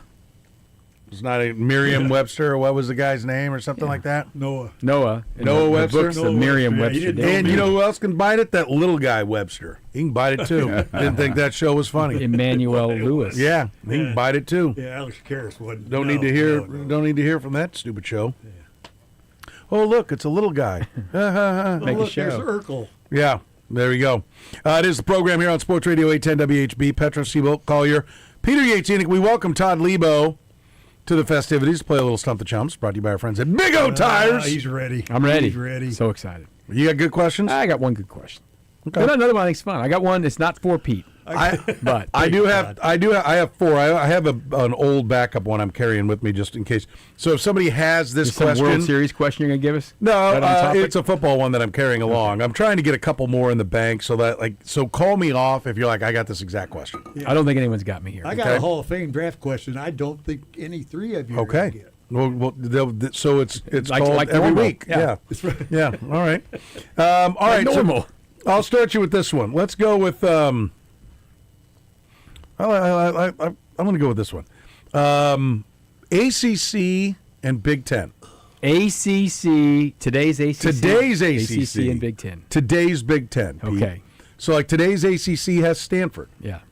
And Okay. Oregon's in the Big Ten. And Oregon's in the Yeah. Big Ten. Yeah. Washington's in the Big Ten. Right. Rutgers Rutgers, is in yeah. the Big Ten. Okay. Shouldn't be, but is. I'm going to feed you first. Okay. Okay. Name any of the 28 quarterbacks to start a Super Bowl after finishing their college, so multiple schools now, finishing their college career at a current ACC or Big Ten school. We start with Todd Lebo. Tom's Brady. Tom Brady is there. He is off the board. Pete Enoch is next. Bob Greasy. Bob Greasy from Purdue is there. There he is down Are here. you in, Curtis? I think I am. Curtis and then Lebo. Len Dawson. I was going to say. Lenny the Cool from Purdue Curtis. is Say certainly there. Drew Brees. Todd and then Drew Brees. Okay. Who got Dawson? That was Curtis. Curtis, and then yeah. Todd's in for another one. Pete's Pete. Lebo. Earl Morrell. Earl Morrell is a Michigan State grad. You bet. Curtis. He's on that list. Good job, Pete. Curtis. Nope, dang it. You're an idiot. I am. John Unitas. John Unitas from Louisville University Good is job, on this good list. job. Todd again. James Plunkett. James Plunkett Lebo? is a Stanford grad. Oh, I put that on Pete. Sorry. 2 there for you. I'm in You for- said, who'd you say I Plunkett? said Jim Yes. Plunkett. I'll take John Elway. You'll take John Elway off the board. I've been waiting. What the hell was going on when I said Stanford? Curtis. I thought that would lead you there. We've got another Lebo and then Aaron Curtis. Rodgers. Aaron Rodgers from Cal is there. Yes. Curtis. Troy Aikman. Lebo. Troy Aikman from UCLA is on this list. Yes, correct, Curtis. Kerry Collins. Did he Kerry make one? Collins Play for from Giants, Penn right? State University is Does there. the game have to have been played yet? Yes. Damn. It was in honor of those two on Okay. this list because I had plenty. had said There were it. plenty of names here. I didn't need to give you the 2. Yeah, we should have got The 2 that were in there. The ones you think I did got not 7. get. That's not bad. Washington's Chris Chandler, Illinois' Tony Eason, Maryland's Boomer Esiason. You did not get Nebraska's Vince Ferragamo. He started at Cal too, which is He was on all the. he was on there all the way. way. Jared Goff, Matt Hasselbeck, Brad Johnson, Joe Kapp, Jim Kelly, Oh, man. Billy Kilmer, Dan knew Marino, there was- Donovan McNabb, Craig Morton, Neil O'Donnell. There's a lot of names. Matt Ryan or Russell Wilson. I gave you a going to chance have to a feed. question that easy again. Yeah. Nope. Probably not. I knew there was a Miami guy. There are tons of I guys got we should've 7. got. 2 for Pete, 2 for Curtis, and 7 for Todd. Okay. What do you got, Todd Lee? Curtis is up. 30. This is current Big 12 schools or former Big 12 schools, not necessarily Big 8, Big 12 at any point. Okay. 36 players. And wait, current or former? So Former. Mizzou counts. Mizzou counts. A&M counts. A&M counts. Nebraska counts. Okay. Texas, Oklahoma, Okay. and all the current ones. Okay. 36 players from current or former Big 12 schools have scored a Super Bowl touchdown. Lebo. Petro. Lebo first. Damian Williams. Damian Williams. Soren. That's where I was going to go. ran the ball back for K-State. Go ahead, Pete. Long kickoff return. Lebo. K-State. Andre Coleman. Give it to There Pete. we go. Andre There you go. Coleman. Give it There to you Pete. go. I gave it to him. Lebo. Todd. Jordy Nelson. Jordy Nelson. Oh, damn it. Why am I drawing a blank on this? Couple of KU guys there. Oh, Enoch. John Riggins. John Riggins. Oh, well done. Well done. Finally. Another Did KU. Larry Brown score? Larry Brown did. Yeah, Yes. Larry. Okay. Well, not K-State, not KU. The KU's Larry Brown. KU's Larry Brown. Yep. Was a tight end. Who am Yeah. Before becoming a tight end. He scored in Super Bowl. Did he really? Super Bowl 9. I? Steelers' only touchdown. Lebo. Todd. Travis Kelsey. Travis Oh, Kelsey. son of a. Oh, good job. Let's see. He's named some schools Lebo. here. Still got Petro. Xavier Worthy. Xavier Worthy. See, you've got Houston, some Texas Tech guys. Petro. Colorado. Enoch. Utah. Hold on. I'm going to go Hostetler. No. Enoch. Top Pete. Donnie Anderson. Donnie Anderson. Patrick Mahomes. Yes. Oh God. Lebo. Worse. Jalen Hurts. Jalen Hurts. Yes, he did. Oh, I'm so stupid. God, I hate you, Todd. There's Let's more. see. Nebraska, West Virginia, Arizona State. There's a couple of Nebraska guys. BYU. Petro. Roger Craig. Roger Craig. There you go. Yeah, touchdown. Oh my God, I got shut out. Oh my God, 7-4 to 0. This is a tough one. Antoine Smith, Bam Morris, Boyd Dowler, Cliff Branch, Cullen Bryant, Curtis McClinton, Danny Amendola, Fulton Walker, Gerald Riggs, Irving Fryer. What about Jim Wes McMahon, Welker? James White. Jerry Porter, Keith Krepfle, Kenny King, Todd, Kenny King. Michael Crabtree, Nick Foles, Rob Gronkowski, Steve Smith, Terry Brown, Thurman Thomas, Timmy Smith, Tom Rathman, Vance Johnson. Thurman Lot of Thomas, how did I boy. not get that? Yeah. Man, what? God, that was hell? a All right. I should have got some of those. There are 16 answers here. 17 actually, because there's a tie. Okay. The current Big 12 schools. Okay, now get in basketball mode because the college basketball is going. This is college The basketball. current Big 12 schools. I want you to name me the all-time leading scorer for each school. Petro. Keith Van Horn. Correct. Enoch. Pete. Chauncey Billups. No. Curtis. Danny Manning. Enoch. Danny Manning. Yeah, Curtis. Good. Curtis. Jacob Pullen. Oh, Good boy. job. Killer. There are some Hall of Fames. I mean, Curtis. all-time greats. Jeff Grayer. Jeff Grayer. Oh, man. He is not an all-time great. Current Big 12 schools. Current Big 12 schools. Okay. Petro. Sean Elliott. He is the guy. Nice. Good job. Curtis. Curtis? James Harden. Nope. Petro. Dan Ainge. No. Enoch Smith. Doug Smith. No, he's not. Not current. Not Not Oh, I'm current. sorry. Current I'm Big 12. sorry. Think about the logo. Petro. Jerry West. There you go, the logo. Oh, good Yeah. job. Good job. Jimmer Fredette. That's not Jimmer. It's a different white guy. Oh, shocking. Yeah. Don't know that. This is the guy did not. One of the guys. I got two Think strikers. about, like maybe the greatest basketball player of all time who wasn't a center back in the day, who went to a Big 12 school you don't think about. Oscar but- Robertson. There we go, Pete. Wow. Good job, Pete. Jesus. Think about that Houston. Petro. Stacy King. Oh, No. They're not no league anymore. Curtis. Elvin Oh, Hayes. that's right. oh, Elvin Hayes. There we go, Yeah, Curtis. good job, Curtis. You got KUK State. I'll give you a hint. The guy at Oklahoma State's last name is the same as a town in Texas or a city in Texas. Petro. Tyler. Jim Dallas. That's Tyler. almost as good now. Jeff San Antonio. No, you guys are just Harold bad shamed. Houston. Petro. Houston. Houston. It's Byron Houston. Byron Houston. You want to Pete give him got it. Harold Yeah, Pete got Houston? it. Okay. like I that. said that to Shane, and Shane goes, Jim Waco. Now, you guys all did the exact same thing. Eddie House for Arizona State. Wow. Lace Darius Dunn. Eddie House. No, Steven Smith. I was thinking he was the fixer. Lace No. Darius Dunn. A guy named Taylor Hawes, who was there. Tyler Hawes was the BYU guy. yeah. Colorado had two. Corey Higgins and Richard Roby exactly tied. Really? A guy of TCU, Daryl Browder. Andre Emmett from Tech, who was a really good player for a long time. And a dude named Jermaine Taylor for UCF. God, you would have thought TCU would have been the guy who led the league in scoring and rebounding. Kurt Thomas. There was Oh, some guy yeah. who played 4 years. I think that guy only played 3, maybe. Did he only play 3? That you Okay. got to get a 4-year guy. So Okay. I get All like right. That's fine. 3, 4, and 2. Is that right? This has been the worst edition. you're on the board, of Petro. this. I He's finally. on the board. Good job, but not buddy. with much. Not with much. Pete, what do you got? I want to know the first 3 overall number 1 draft choices to go into the NFL Hall of Fame. First 3 overall number 1 draft choices. So that's any time of the draft? Or the common draft? Is this- yeah. Is it Since Lebo 1936. Red Grange? Nope. He went to Illinois. Well, We when went was to he Illinois, drafted? but I don't know if he wasn't- was the first He draft. wasn't drafted. He played in 22. Lebo Bubba Smith. No. It's all before that. Though. So it's way old. Oh, yeah. Okay. But, I mean, you've heard. Sure. I know you've heard of 2 of these guys. And Petro. Petro. Go ahead. Sam Baugh. no. He came before the draft, too. Lebo. Whizzer White. No, he came before the draft. Wow. Curtis, you know this Petro. draft. Ron guy. Yeri. Not the old ones. 68. I know the 67 to now, but not the new, old stuff. These guys are all a little bit older than that. One of them I've had a already struck stone out. face. He was nasty. Another guy, Curtis. his last Chuck name. Bednarik. There you go. There's one. Concrete Charlie. One had a nickname of an piece of ammo. Jimmy Okay. Bullet Rogan. Whatever. Bullet Bob Hayes. Bullet. No, we have Bill the time's Dudley. up. Okay, Bill Dudley.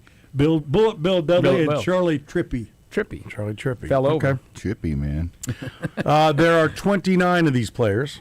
Okay? You got a choice, plenty of them to choose from here, Pete. Thank you. 29 players that have either thrown, run, or caught for 1,000 plus yards in the NFL, right? After playing their college ball at the University of North Carolina. So I want any 1,000-yard passer, rusher, or receiver in the NFL for their career that played their college ball at North Carolina. We go Pete and then Todd. Just said his name. Charlie Trippy. Charlie Trippy. No. Really? Nope. Lebo, Drake May. Drake May is, yes, he is there. Well done. Kurtis and then Todd. Natrone Means? I had on there, I believe he was a business major for my clue. I didn't get to get that. That pisses me off. Okay. Lebo, Todd. Sam, the quarterback who was at Commander Howell. Sam Howell, yeah, he's thrown for 4,100 yards. Well done, Todd. There's a Chief. Lebo. Todd. Ethan Horton. Ethan Hapless Horton There's not much. is Who on are the that wide list. receivers from I there? can't think of There's a like 10 single or one. 11 of them. I know. They're all like, oh, yeah, that guy went there. Oh, my God. There was one guy who was the number 1 overall recruit in football and basketball. Curtis. Yeah. Ronald Curry. Ronald Curry. Julius Pepper. No, He had 400 sacks. Not a rusher or receiver That's or another. passer. Did sack passers. There's one guy, he wasn't a fungus. There was an iconic running back from the USFL. Curtis. Yep. No, it's Bryant. Is He it- was Florida. Not Kevin Bryant. Just say the last name, dumbass. Bryant. Kelvin Bryant. Kelvin Bryant. Yes, Kelvin Bryant. Is there another quarterback or not? Yes, there are a couple of them. But they're just duds. there's a running back that was on the field against the Chiefs in the conference championship game in, I think, like 21 or 2. Carolina A quarterback. Bengal. There was I just don't know the Carolina tight people. ends. There's a wideout for the Colts right now. Okay.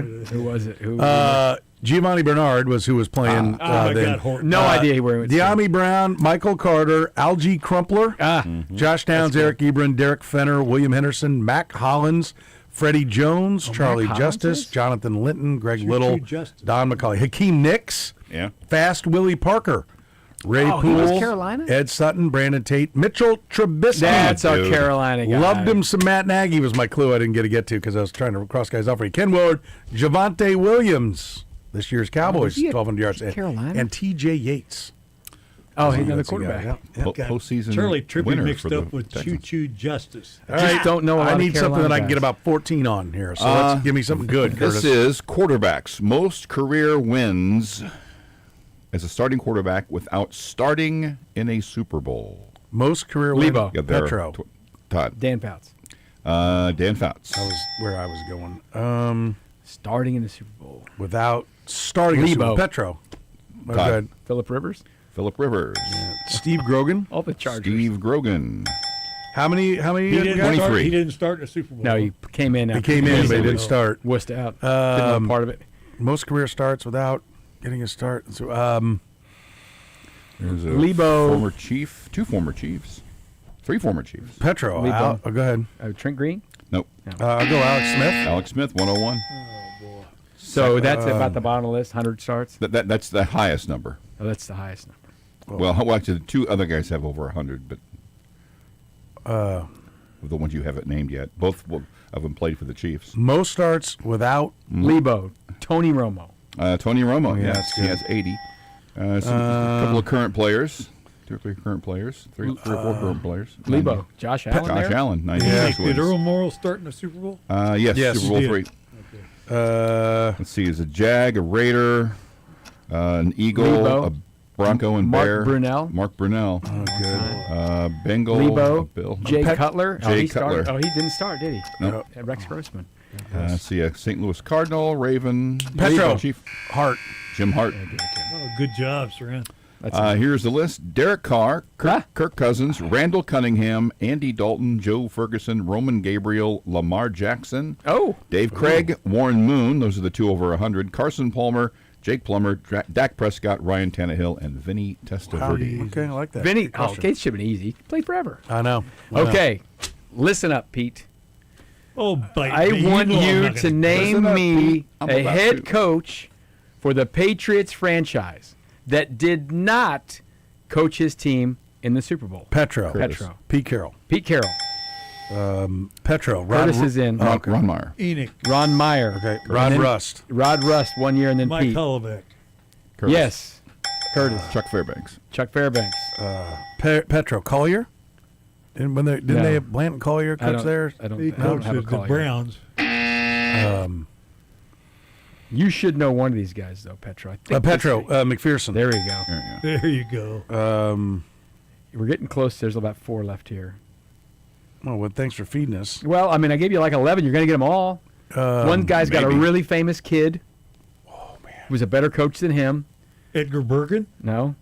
One guy was just got fired last year. Petro. Mayo. There you go. Oh, wow. You said Petro. Mike Vrabel. He hadn't coached him in the Super Bowl yet. I'll give it to you since you're Thank you. Just Thank for you. being clever, give it since to you're him. so far behind. Yeah.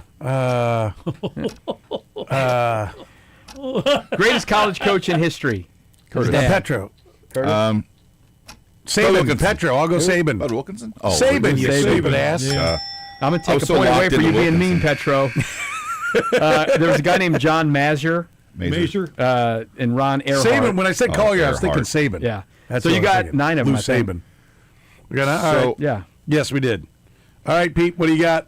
I want to know the last man to score for a Vince Lombardi coach team. Oh boy. Lebo Charlie Taylor. Nope. Larry Brown. Nope. Sonny Jurgensen. Nope. Billy Kilmer. Nope. We're on the right team. You're on the right team. Petro. yeah. Brown. No. Smith. No. Jones. No. I'm out. Bobby. Pat Fisher. Think a good Whataburger. Oh. Sauce. Oh, ketchup. Chris Hamburger. Got you. Oh wow. Okay. He was a linebacker. He was. He All scored, right. He had scored a touchdown. Peter Yates Inc. has 900. I have 1,200. Curtis has 1,200. Lebo has a big fat 2,300. Oh, but he has not escaped our I shouldn't have grasp. given him a What the point. hell? I shouldn't No, have given him a Curtis point. has Does he 1,200. do it Curtis every has week? He Curtis has sneaks up there. 1,200. Curtis has 1,200. I don't want you to win. Boo. Why I not- want why Curtis not to win me? fine. Boo. I don't Curtis want has you to win 1,200. either. You're a mean bastard. Pardon my language, but you really are. What's our- See, what- you don't like me. I What- love you. What's our category? Your category is NFL undrafted players. NFL undrafted players. We'll make our wagers on that.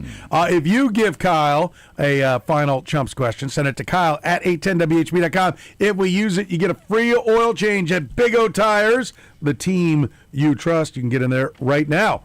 Check out some great savings. Do you need tires? You know, with the rough weather, not a bad idea to have some good tires on your car. Right now, for a limited time, buy 3 Big O brand tires. Get the 4th one for free. It's during their Big O Tires President's Day sale. Take advantage of it right now. Go online to BigOTires.com.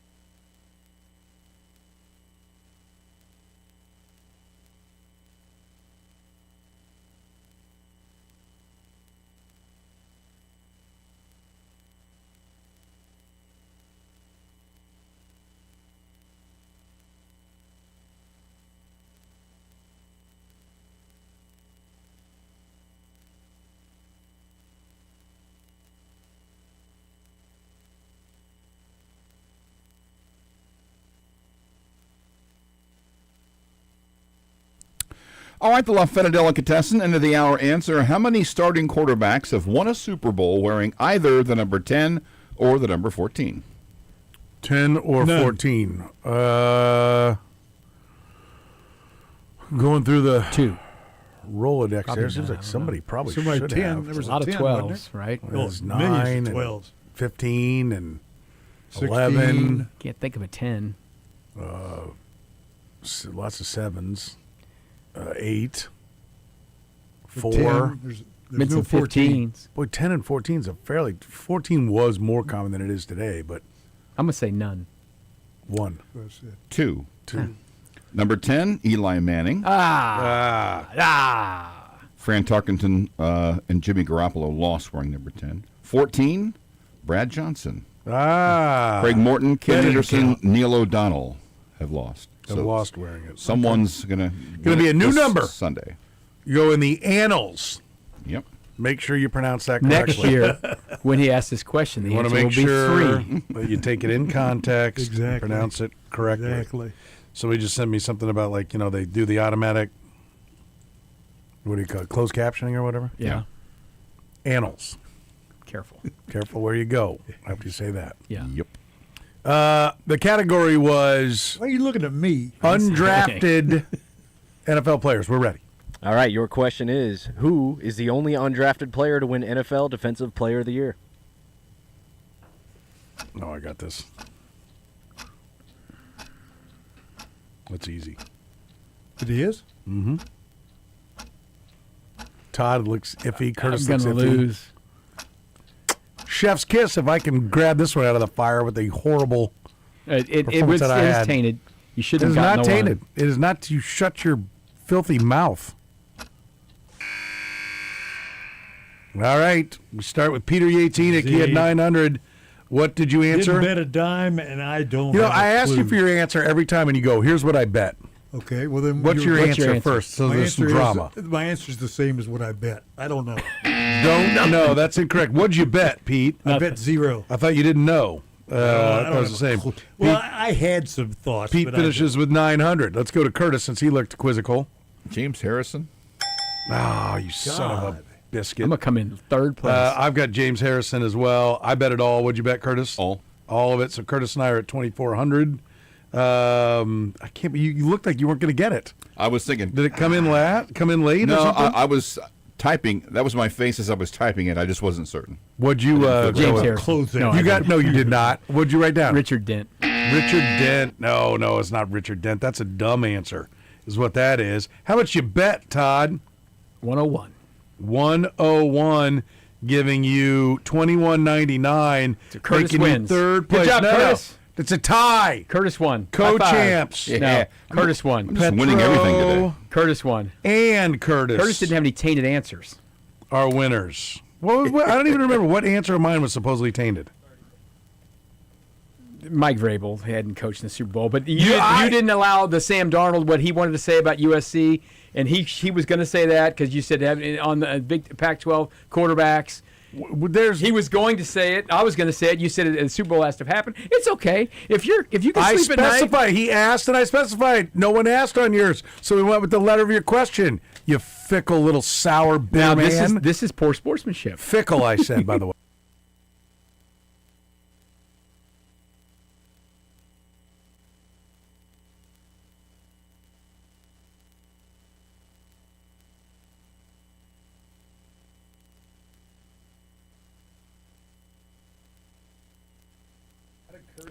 All right, what quarterback played for the most different teams before starting in a Super Bowl? Brought to you by La Feta Delicatessen.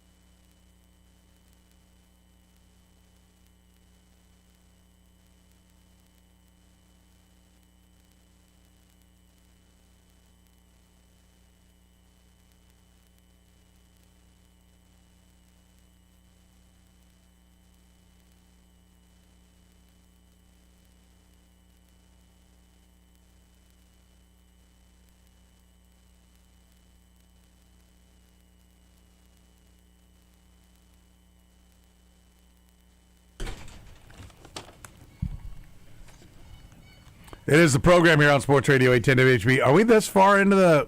Todd was sitting here rambling on? The hell, Lebo, get out! Glad I left a long tail on that thing. You, for crying out loud, just bothered to show up. Thanks for coming. Appreciate the effort today, Kay. Sorry. My kidneys occasionally, or my bladder will occasionally fill up, and I'll have to go, and there's a room down the hall where you dispose of that stuff. Has this been going on for a couple hours? This? Yes. 25 years. What are you talking about? Yeah. He said, has this been going on Curtis for a couple been hours? slow and late? Yes. Been going on forever. That's right. I'm going to blame him. I'm going to blame him and Todd. Crying out loud. Did you hear he got James Harrison? I did. James Harrison was the answer to Final Chumps. What was the question? Not the president, the football player. Right. How about longest touchdown play in Super Bowl Not history? bad. Good try. I didn't hear Final Chumps. Also, there was not a president named James Harrison. Close. William Henry Harrison. Yeah, and Benjamin Harrison. Benjamin And there were Harrison. some Jameses in there. I'm sure many there's Jameses. So I'm in the Sure they're ballpark. kids. I'm in the ballpark. No. You didn't say Ben Franklin. True. Stick it, Nate. Nate's like, what the? I'm getting Strays from Taking UK strays. out of nowhere. he's not. Like the context of that, people don't even know where that came from. They think that just for years context he is- thought Ben Franklin. It was like one time he was yeah. told, "Well, name a president better," and he went A, B, Ben Franklin. And I was like, Ben Franklin? You sure on that one? Just because he's on the money. He's on the money. And I made him I found a book of American presidents. This is the best for his birthday. Yes, for his birthday. We bought like a $50, or did you buy it, or did we all go in I on bought it at like a discount book. but it would like brand new. It would have been like one of those $50 coffee table books, big old thing of the history of the American president. So I made him the third and a half president. I put him between Jefferson and He found a picture. and Madison. He found a picture of Ben Franklin the same size as all the pictures were on the front, and put it in there and taped it on there. And then I think he slid in a page. Yeah. He put a page on him in between like 3 and 4. And I went to the table of contents. I changed. I wrote in James or Benjamin Franklin. Perfect. That was his birthday gift If he that doesn't year. still have that book, he is a POS. Yeah, you gotta let me have- just you tell gotta you that keep right that. That's now. a He better keeper. still have that book. For crying out loud. So James Harry, that wasn't the question. Who had the longest? Because it is the longest. Touchdown Super Bowl history. Isn't it? It is the only Super Bowl MVP to not be drafted. No. What was it? What the hell was it?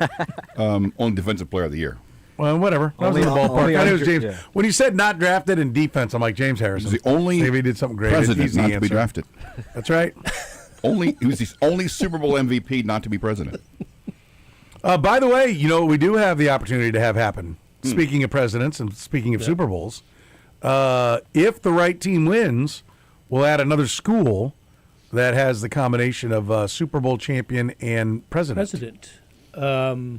Right now we have Miami of Ohio. Yep. With Roethlisberger and One of the Harrisons, right? Yes, Benjamin Harrison. James Harrison. That's what I've been talking about here. George Harrison.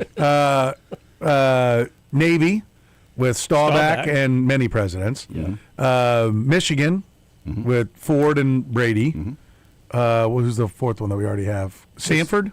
Is it I think it's Stanford, Elway Jim Plunkett, Elway and Hoover? Or Hoover, Elway. Elway and Yeah. Plunkett, yeah. And so we would add one. North Carolina? North Carolina. We would add North Carolina, right? With Drake May and James Polk. James Yeah. Polk I think was he a Tar Heel. I think he was number 12 or 13. I 11. believe it's James K. Polk. Yes, James Knox Polk. Oh, well, I thought I had something there for a second. He's the one that gave us Sea to Shining Sea. Knox. His dad, actually, an interesting fact, was a bean salesman. A couple of dorks here. I'm surrounded by presidential dorks. There was something going around. I'm not exactly Doris Kearns Goodwin, but I'm or who among us is right. Doris. I don't know who that is. Presidential historian. Yeah. Really? Yeah. Or John Meacham. And a big Dodgers fan. Yes, she wrote the book on the Brooklyn Dodgers. But well, sure. Michael Dodgers. Beschloss. Okay. Okay. But the other one, I'm a Do presidential. you feel better about yourself? I'm a presidential nerd. Okay. Like now I'm a presidential nerd. Like I knew who other You're a presidential nerd of nerds people are. who are Yes. other. Okay. Good enough. Academy Award winner. Did you see this one going on? There's another one that would happen with. In fact, no matter who wins the Super Bowl, it'll add to the list. Make the list 6 of Super Bowl winning quarterbacks and either actor or actress of the year. Wow. That was floating Best around actor. the internet. Yeah, Best actress, you mean? I'll have to yeah, look that best up. actress. Yes. From a school or from a name? From or the university, a graduate of that either North Carolina or USC? Yeah, and of course USC has a few of them. USC has lots of actors, I'm sure. They're long overdue to land a quarterback. Like John Wayne, for instance, is a USC grad. Did he win an Oscar? He did for True Grit, I think. Okay. Right at the end. One of those kind of like Color of Money for Paul Newman? Yes. 9 times you could have won it. Right. Don't really deserve it this time, but that's right. We're going to give it to you. Lifetime achievement. Kind of like how the NFL Hall of Fame works. Zing. I'm not even going to drag you into that.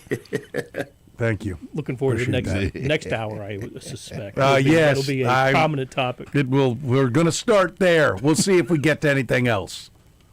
While Kurtis is looking that up, may I take a moment to commend you on your hat? Oh, you like that? Oh, that's a new team for me. That's, if you're on the stream, I'm wearing my Montreal Canadiens Les Habitants hat. Goes because I'm wearing a blue hoodie. Yeah.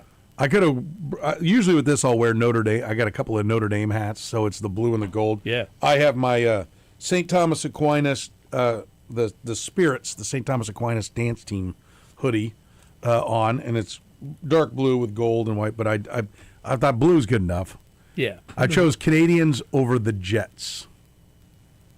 The Winnipeg Jets, not the New York Jets. Well, think about that. Canadians logo. I have a Winnipeg Jets hat too. The Canadians logo is up there with the Yankee NY. It's among the best ever. I think on the back, doesn't it have a? Yeah, it just says you can go backwards and just flat out explain it to people. Yeah, Canadians. Like, big fan of the country? Yes, exactly. You nailed it. That's it. I went to my first Canadians game last year, and now I even know some players on the Canadians. Really? Yeah. Okay. Yeah. What a great, as you might imagine, the hype video for Canadians games is phenomenal. It's got to be the best in the NHL when you go through the history and the 2 minutes of. With what, 21? Is it 21? Stanley Cup? 23, I think. Are they at 20? Well, where are the Yankees at? I thought the Yankees were at 23. That could be. Or was it 23 for them? I think the Yankees are more than that. I think the Yankees are like 27. But did you notice? I mean, I think this is interesting. How many championships they won? Just Google it. Canadians. I'm doing. AI is never wrong. We had a funny thing, Kurtis and I. 24. 24. Okay, 24. But did you notice on the hype video? They claim 29. Ooh. 5 Helms hockey trophies. Yes. The Helms trophy. Long way to go to get there, Blair, but I was going there. That was a good one. No matter how long it took. You know I'll appreciate that one. That's great. The Kansas hype video is fantastic. 9 national champions. Oh, settle down. Jeez, haven't you accomplished enough? You don't have to lie. If I'm driving around and the game starts, and the wonderful voice guy for the 12 inches not enough. Got to say 13. Really? What are we doing here, people? Yeah, rock, chalk. The guy go 6 national champions ships. And I go 4. In my cars go 4. You're at a stop sign. People looking at Doesn't you. matter. 4. 4 actually. Just 4. Nope, just 4. So anyway, Blair, thanks for coming. Great to be here. How about Mizzou? They don't even have Helms we can claim, thankfully, because somebody would have by now. Syracuse does. Yeah, but you have a real one, so you can. We do have a real one, and I used to brag. We don't run around claiming our Helms trophies, and then somebody showed me something where Syracuse did. It does, yeah. So, I better shut up about that. So does North Carolina, I think. They do. North Carolina does, for God's sake. I did a story on this a few Ridiculous. years ago about the schools that claim the Helms, and there are more than you would think. And look, a couple of them, like Montana State. Mm-hmm. That's what they Go have. ahead. Yes, please. Go ahead. Okay, but freaking Kansas. My favorite. Murray State. Have at it. My favorite pushback on that Colorado. is. Okay, if you've got one. But you're Kansas. Yeah. My favorite pushback on that is people will say, not knowing what the Helms is, well, hey, man, that's the way championships were decided back then. Nope. Nope. No, that's not. They were decided It was 40 years later. A guy by one guy. One dude. had a friend who had a bakery Yeah. That's right. in L.A. Yeah. You had a bakery and a It was- Commodore 64, which is like, well, he used a computer. A guy went back Had a and cassette tape they retroactively could put in awarded there. like about 20 championships. I'm like, Yeah. I think the remedy for that, of course, is to Just just to put, stop doing it. well, Yes, to put just take it. NCAA on the banners that reflect the NCAA championships, Yeah. and then you could put Helms Helms, on top right, of the right. 22 and the 23, and because if I'm a member of one of the 4 teams, Why don't that we have actually won like it there, Playboy All-American? Yeah. You know, Yeah, they used to put out an Yes. All-American Yes. team. If I'm one of the members of one of those 4 teams that actually won it, I don't want my banner hanging next to 20 the Helms Foundation. No, we won that thing. floor. We won 6 postseason games for a championship. What did they? I don't want that thing hanging next. That's if I had been on one of those teams. Which we were so close. I was so close. We were so close. If only my coach had put me into the fourth quarter. We'd have won If state. only Coach Goddard had put me into the fourth quarter. Nothing would have stopped him at that point. Damn you, Tom. Wouldn't be living in his van. True, down by the river.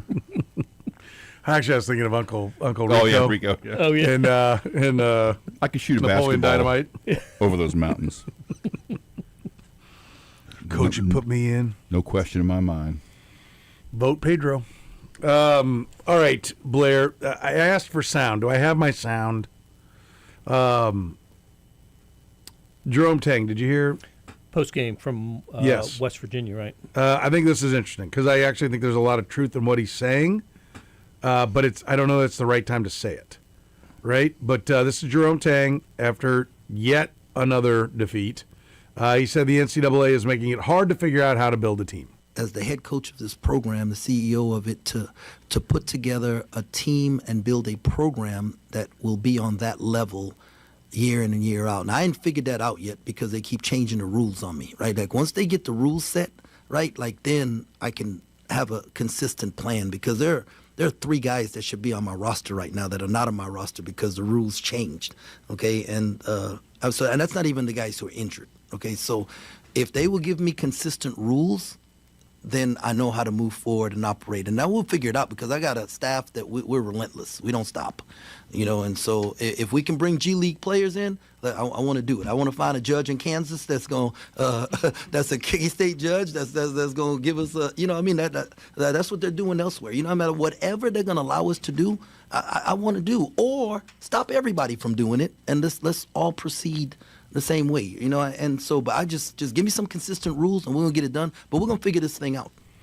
I got his back 100%. I'm a big believer in I don't care what the rules are as long as we all play by them. So I do understand it's got to be really frustrating for all these coaches. All the local coaches are really standing watch on a time that, we're going to look back and people are going to be like, do you know all at once? Yeah. They changed this, and this. How did they get through it? Yeah. It is a legit. I absolutely respect what he's saying there. Right. The timing kind of sucks. Right. Because there are other coaches that are figuring it out and getting it done. And so like the G League thing, like, well, who said let's go get 3 G League guys? You're messing around with 1? Okay. Like that's the part. It is a little bit of an excuse. The frustration and the criticism is 100% valid. To me, it's a great thing to bring up at Media Day. Yeah, or if you had like the old, Monday morning conference call with all the coaches. Yes. Or if like what Kansas does on a weekly basis, after their Tuesday or Monday night game, they'll have a press conference on Thursday, and that's where you talk about it. But to do it after a loss, smacked of sour grapes, especially after a difficult loss. This is a game in which they had a lead at about the 4-minute mark. Don't you get the feeling, because that was the same night Alabama was playing Missouri, right? Yes. And so don't you get the feeling that like Mizzou, Alabama was on TV or something, and he's like, oh, there's that friggin' kid from yes, the from G Bama, League over there playing for Alabama. Well, the games were off by about 30 minutes, but they were essentially playing at the same time. Which one ended first? Missouri's. Oh, it did? Yeah, K-State was 7:30. Missouri was at 7. And then, of course, the judge he's referring to what's happening in Alabama. Yeah. The Alabama fan who six-figure donor, right, and his wife, by the way, who's an attorney and also a big donor. I didn't know that until today. And of course, I mean, there's an injunction against him now. So what are you talking about, Blair? Our legal system is beyond reproach. So on the up and up. Yep. We're the envy of the world. Especially in small southern college towns. I can't believe there's a problem with the about, legal system. Think my cousin Vinny, that type of courtroom. Did you say Utes? It's the car tracks. I don't mean to spoil the movie, but no, it did not. Pause the track. Oh, my God. Pause the traction. 1964 Buick Skylark. Is that what the car is? I was trying to think of what the car was, and I couldn't remember what it was. And you look back and you're like, really? We're going to introduce this picture now? Like, okay. She won an Academy Award for that. She's a fine actress. She's fantastic. She stole that movie. We should name it because I'm sure Kyle's like, I have no idea what you're talking about. My Cousin Vinny. My Cousin Vinny. Thank you. Yeah. My Cousin Vinny. Marissa Tomei. He is building a list he is attempting to keep up. Oh, good for you, Kyle. Good for you. Or he's just flattering us. Like, this will get him off my ass if I just say I'm making a list. Not gonna. He doesn't even do it. He's, look, I got my phone. See? Adding to the list. Now I don't have to hear these fat asses ramble on about Caddyshack anymore. Oh, we're going to have a segment. We're going to have a segment where I review the classics. We are talking about, what is it? Kyle calls the classics or reviews the classics or something. Yeah. Like that. We got to come up with something good there. You know, so you movie houses out there, if you'd like to sponsor a segment, I like that. The budding career of the new Siskel and Ebert. Heads up, Glenwood Kyle Arts. Collier Let's do it. will be reviewing the classics. Yeah. Who is Siskel and Ebert? Do I need to add them to the list? That's so great. Originally, they hosted a show called At the Movies. They were the two film critics for the big Chicago papers, one for the Tribune and one for the Sun-Times. Sun-Times. Back in the day, we had these things. Well, hang on, let's back up. We had these things called newspapers. Okay, not websites. You could actually hold it and make noise with the paper, and you flip the pages and whatnot. It had many sections. Right. Blair works for one of those. Well, yes, what it is today. Yes. You know, if you're my father-in-law, I'm paying $900 to have it still thrown to your driveway. Yeah. You know, yes. And but anyway, the two with the Tribune and Sun-Times. Sun-Times, and like we used to actually have every town had their own movie critic. Yeah, we had one forever. Yeah, and so they did a TV show, a 30-minute show where they would show a snippet of a. I loved it. It was like here it would always run at like Saturday at like 5:30. Yeah, Saturday afternoon. Yep. And you'd watch it and you'd be like, okay, what do they like or not? And then they would go thumbs up or thumbs down. And so like when movies would be out there like in their second week, it'd be like, I don't know what movie's out there right now. Like the only one I can think of. I don't want to go political, so I don't want to You said thumbs up or thumbs down on that. Yeah, you jackass. Give me another movie that's out there besides the one that's being massively promoted. Whatever. No idea. But you're right. Silence of the Lambs. Yeah. You know, Siskel and Ebert say 2 thumbs up. Like that was like a big. What is it? Send Help. Send Help. 2 thumbs up. Right? Like that was a big deal to have Siskel and Ebert give you the thumbs you're up. You're right. They'd show a 3 or 4 minute clip, then they'd talk about it, what they liked, what they didn't like, and then it was thumbs up. And they would oftentimes argue. Oh, yeah. Yeah. Siskel was a thinnish, bald guy, and Ebert was a fat guy with glasses. And both of them liked sweaters under blazers.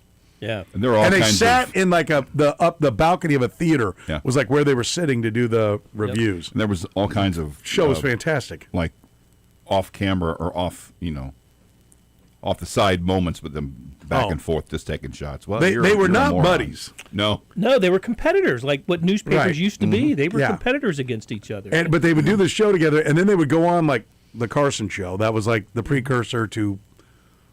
Jimmy Fallon. I mean, it was on that network. I know who Johnny Carson is. Okay, I just want to make sure. I don't know. I mean, I don't know how far I got to bring you back. Kyle and they would go on and they would sit there and they would talk, and you would find out like, hey, those fights aren't fake. I'm not sure they love each other here. It's a good show.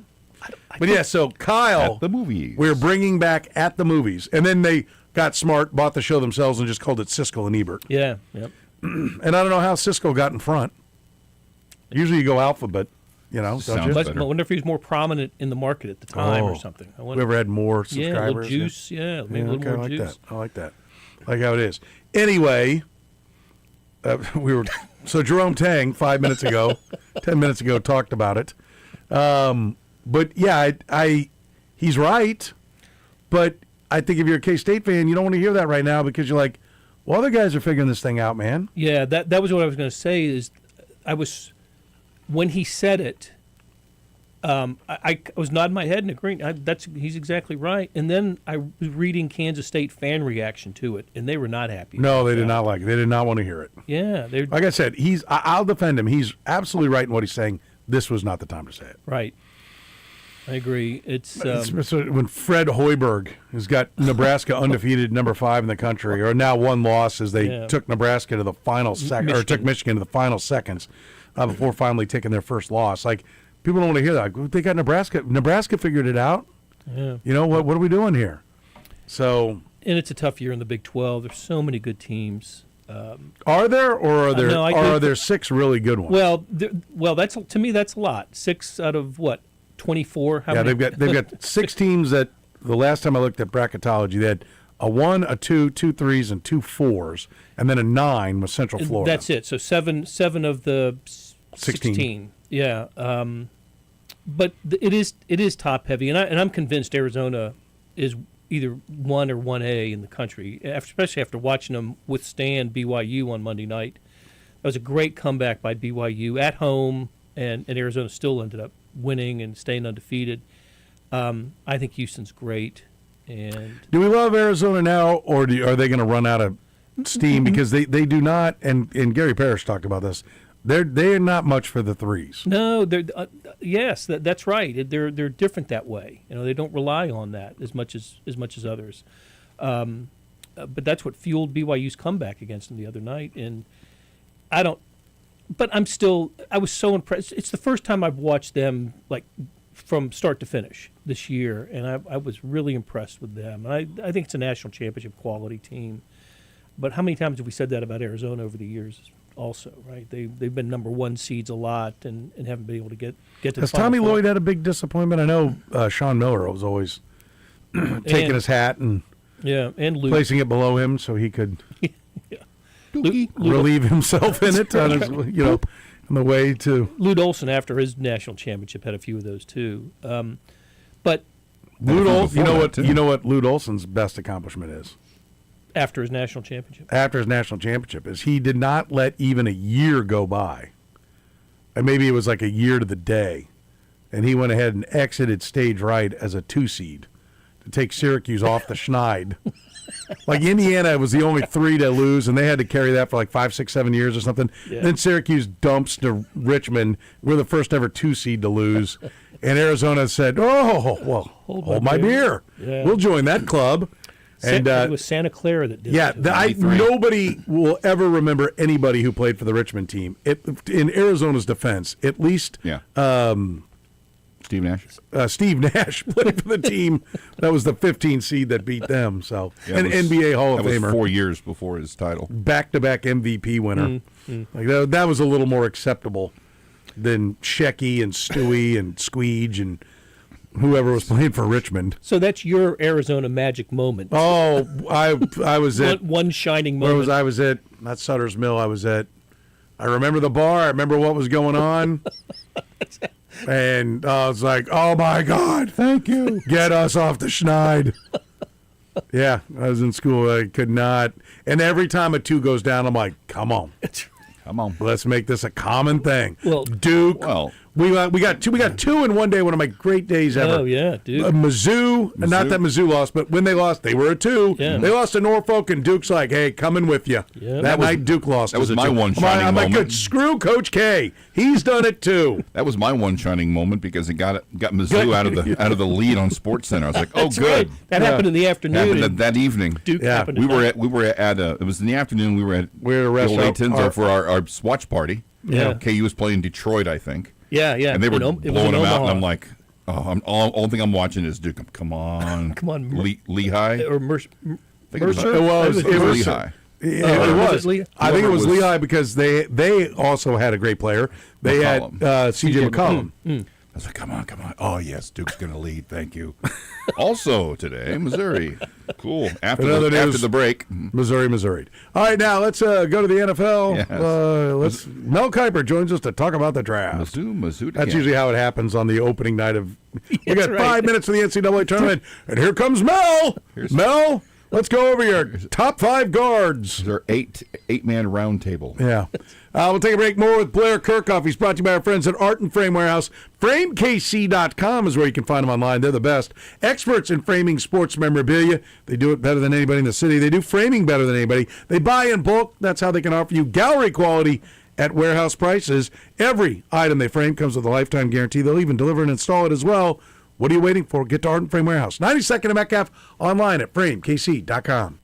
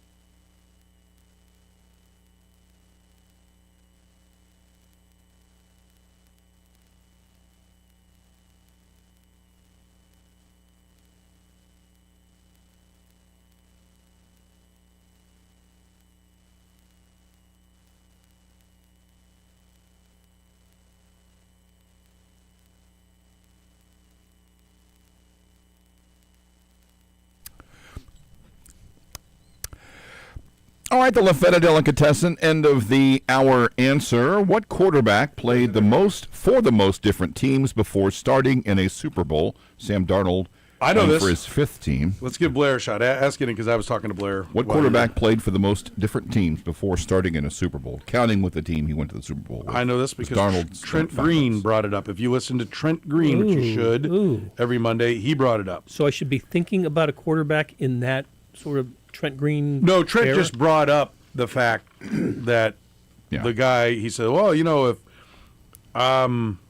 did he say when we did, I'm trying to remember now, I think it was I think he said 2 weeks ago, when he said, well, if he gets in, the only guy that will have played for more teams before he got there than Sam Darnold is this guy. And one other guy has played in as many as Sam Darnold, and that would be Earl Morrall. That's who I was going to go with, Earl Morrall, because I know Earl Morrall's got 5. This guy, he was on a 6 team.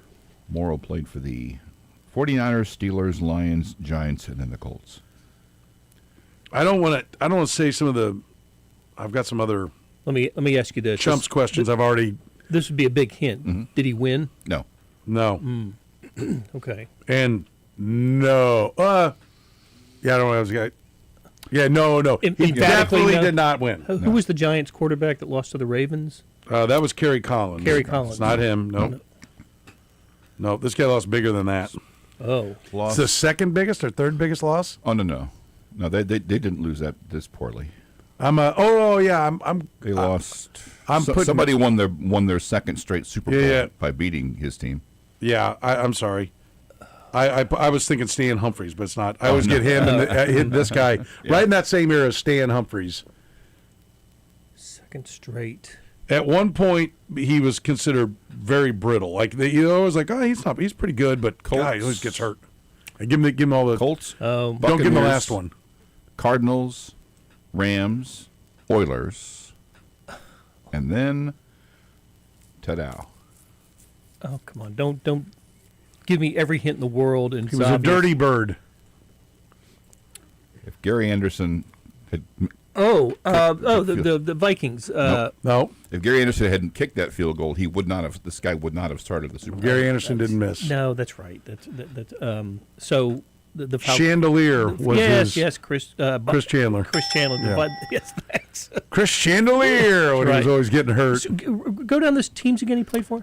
Colts, Buccaneers, Cardinals. He was a Phoenix Cardinal. That's how. Yeah, the PHS. and a Houston Oiler, and L.A. Rams. I don't remember him with Houston. I guess with the Oilers. 95 and 96. That's funny because neither do his parents. Yeah, I don't think he played much there. And then he went to the Bears and back to the Rams in 04. So I got a couple more for Haas. Played for. That was 7 franchises. That loss, the Vikings loss in that NFC Championship game, has to be the hardest. I would think so. For a fan base to lose to that team in that game. To be sitting there thinking, this guy hasn't missed a field goal, a kick all year. All year. Lining up to kick this field goal. You're How up far 10 was it? with I can't remember. It wasn't a chip shot. No, but it wasn't. It wasn't. He had been 50. money. It was inside 50. I want to say it's like 48 or something. I can still see it drifting off to the right. And he's in a dome, so and that was that the first dome team to make a Super Bowl too?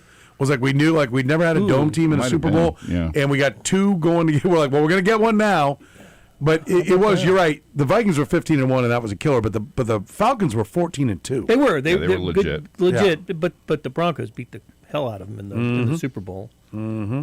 I remember one of the Falcons' touchdowns was the kick return, right? Tim Dwight kick return. The Dan Reeves versus John Elway Bowl. Yep. As they'd gone John Harbaugh, Lamar Jackson separation back in the Denver days. So, that's a good one. Wow.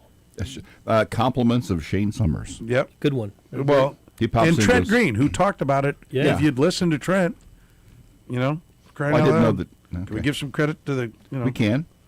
Mentioned it twice on the show. But Trent gets a lot of credit. Well, we'll give Shane Summers a little nudge.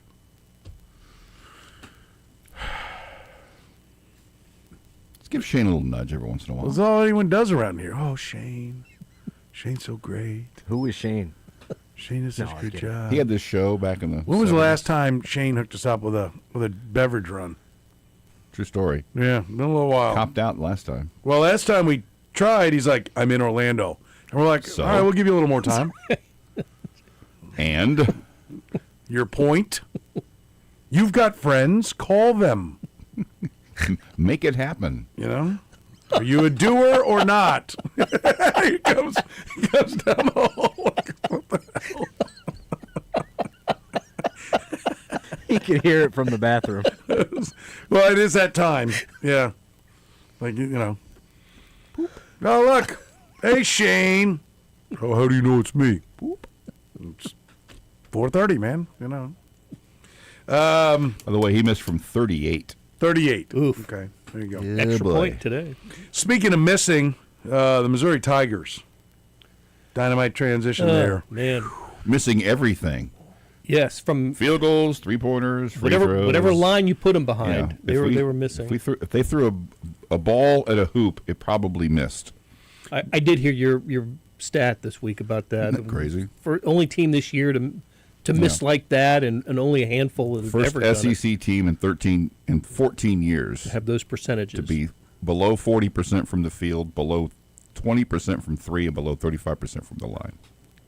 No, that was rough. That worst loss Takes in an SEC effort. play, and so I was looking. So they've lost 3 of 4, and the only win in that time was the miraculous game against Oklahoma. That's unbelievable. Yeah, that they that's won what that we were game. talking about. That they are a running 3 at the buzzer against a team that's not beating anybody, playing everybody tough. Right, but it's at is the Oklahoma. bottom of the SEC. Oklahoma's in last place right now in the SEC. But I think it should be pointed out what's Mizzou. Mizzou, shockingly, I thought Mizzou had fallen even lower, but they're 59. They are, if you look up, still projected to go 8-10 in the league by Ken Palm. and if you one of my favorite websites this time of year is Bracket Matrix.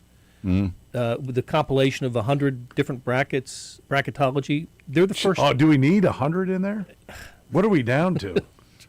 They're the first team out in bracketology in this bracket matrix thing. Is that right? They're among the next 4 out. The last bracketology that came out. So they were.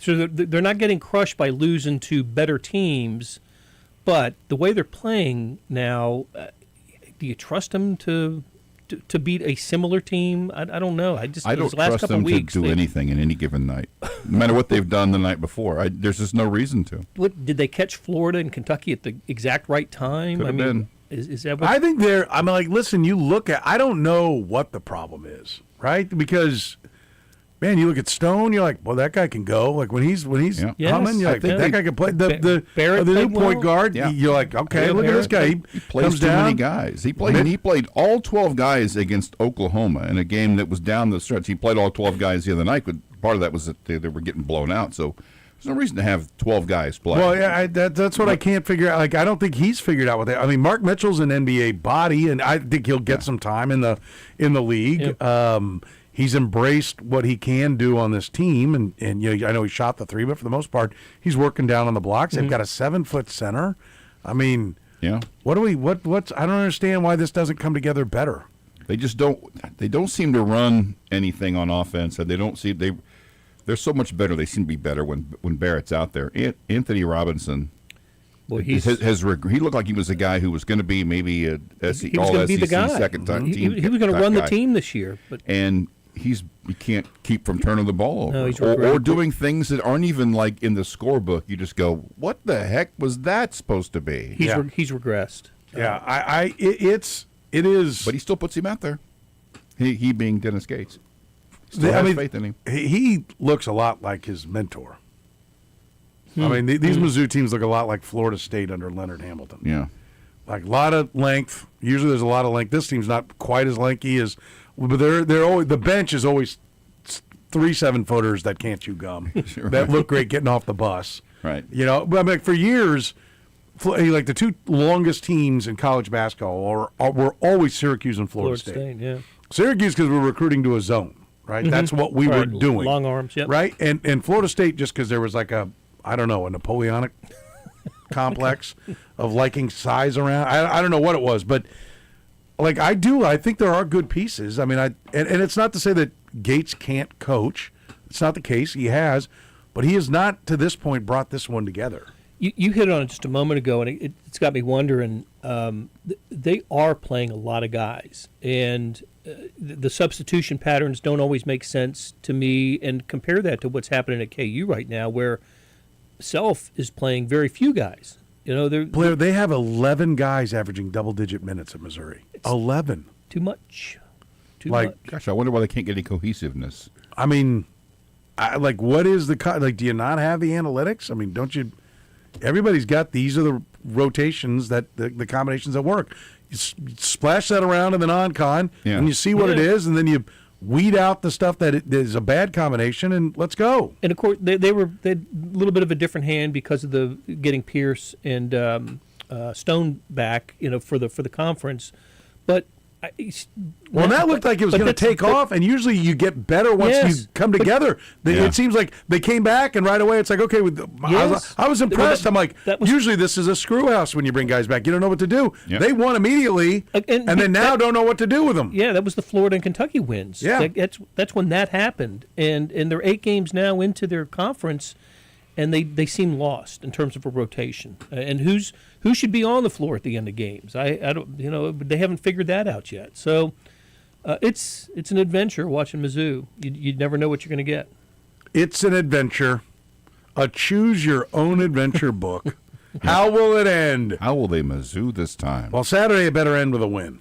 Well, the next couple, right? It's Mississippi State and South Carolina. They got absolutely have to win those two. Midweek off next week. And then they've got a gauntlet. Then they've got A&M away, Texas at home, Vanderbilt at home, Arkansas away, Tennessee at home, before getting Mississippi State and Oklahoma, and then finishing with Arkansas. But that's 4 or 5 NCAA tournament teams in a row. Yeah, that's 2, 4, 5. Yeah, 5 in a row with 2 of them away.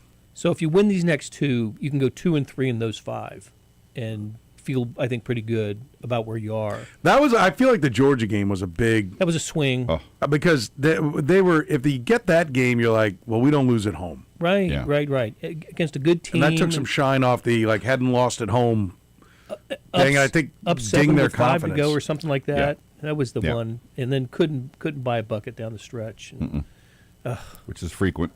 Yeah. Yeah. Blair Kirchhoff's with us. He's brought to you by our friends at Art and Frame Warehouse, I should say. You can find him online at framekc.com. Kansas City's best when it comes to framing your sports memorabilia, whether it's jerseys, boxing trunks, Olympic torches, medals. If you've got sports memorabilia, shadow boxes, they do it all. And of course, all your family photos as well. Got a great selection of artwork. Also, go check them out. They're at 92nd and Metcalf, online at framekc.com.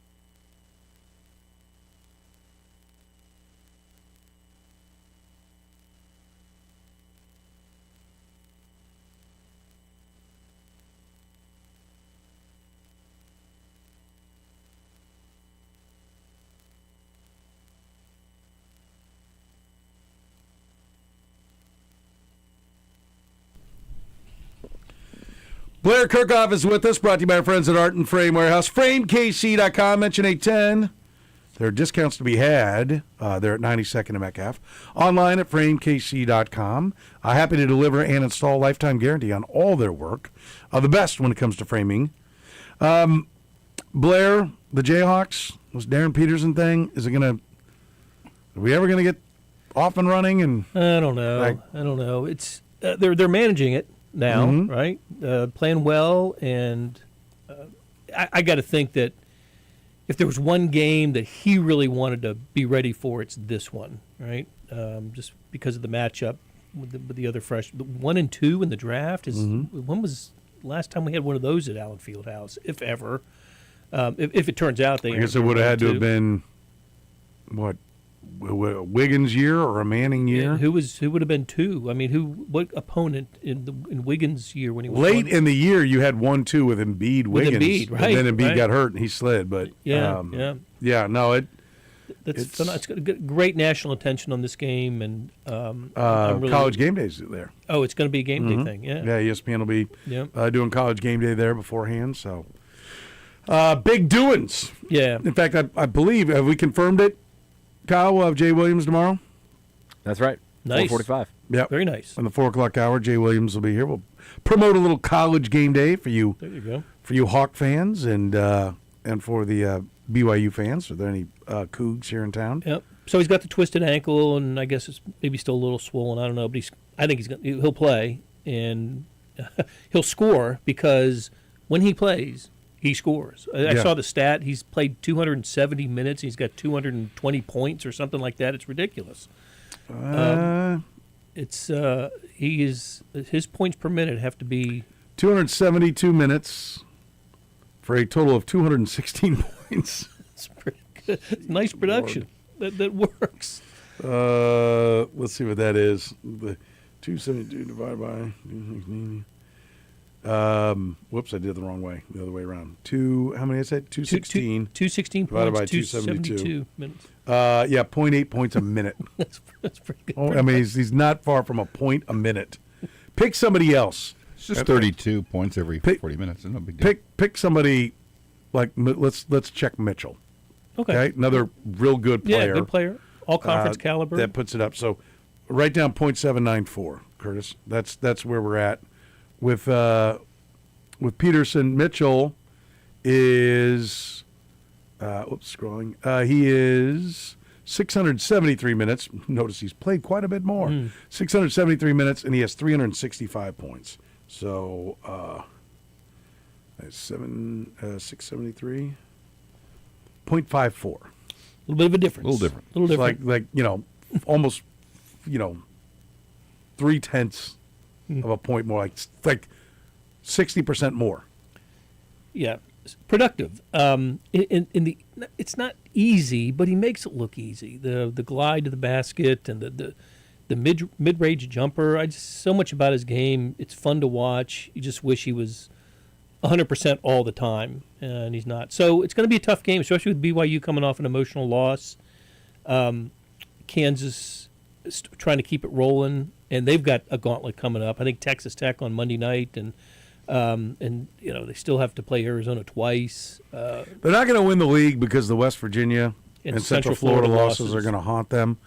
But they're all playing each other now coming down the stretch. Yeah, February is going to be quite a battle. But before they get to February, they got to get through BYU this on Saturday, and I'm really DeBanza didn't play great. Not against Arizona. 6 for 24 from the field. So I think he'll be, where I think Peterson will be motivated, I think DeBanza will be really motivated to show up. Been chastised about an error we made early on this hour. Oh. Presidents and Super Bowl winners, same school. We missed one. Who do tell. There's a general manager in this town that attended the same school. Delaware. Yeah. Yes, Biden and Joe Flacco. Joe Flacco. Yep. Yeah. That's So we right. forgot Come on, one. man. Thanks for the update. Yep. Our buddy Sean. Well done. Said you forgot this one, you fools. He didn't say fools, but it's funnier if he did. Blair, thank you. See you next week.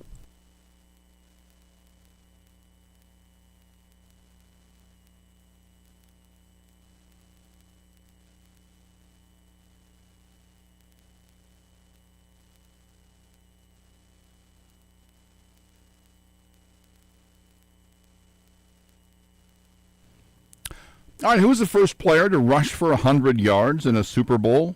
There are actually 2 answers. Brought to you by La Feta Delicatessen.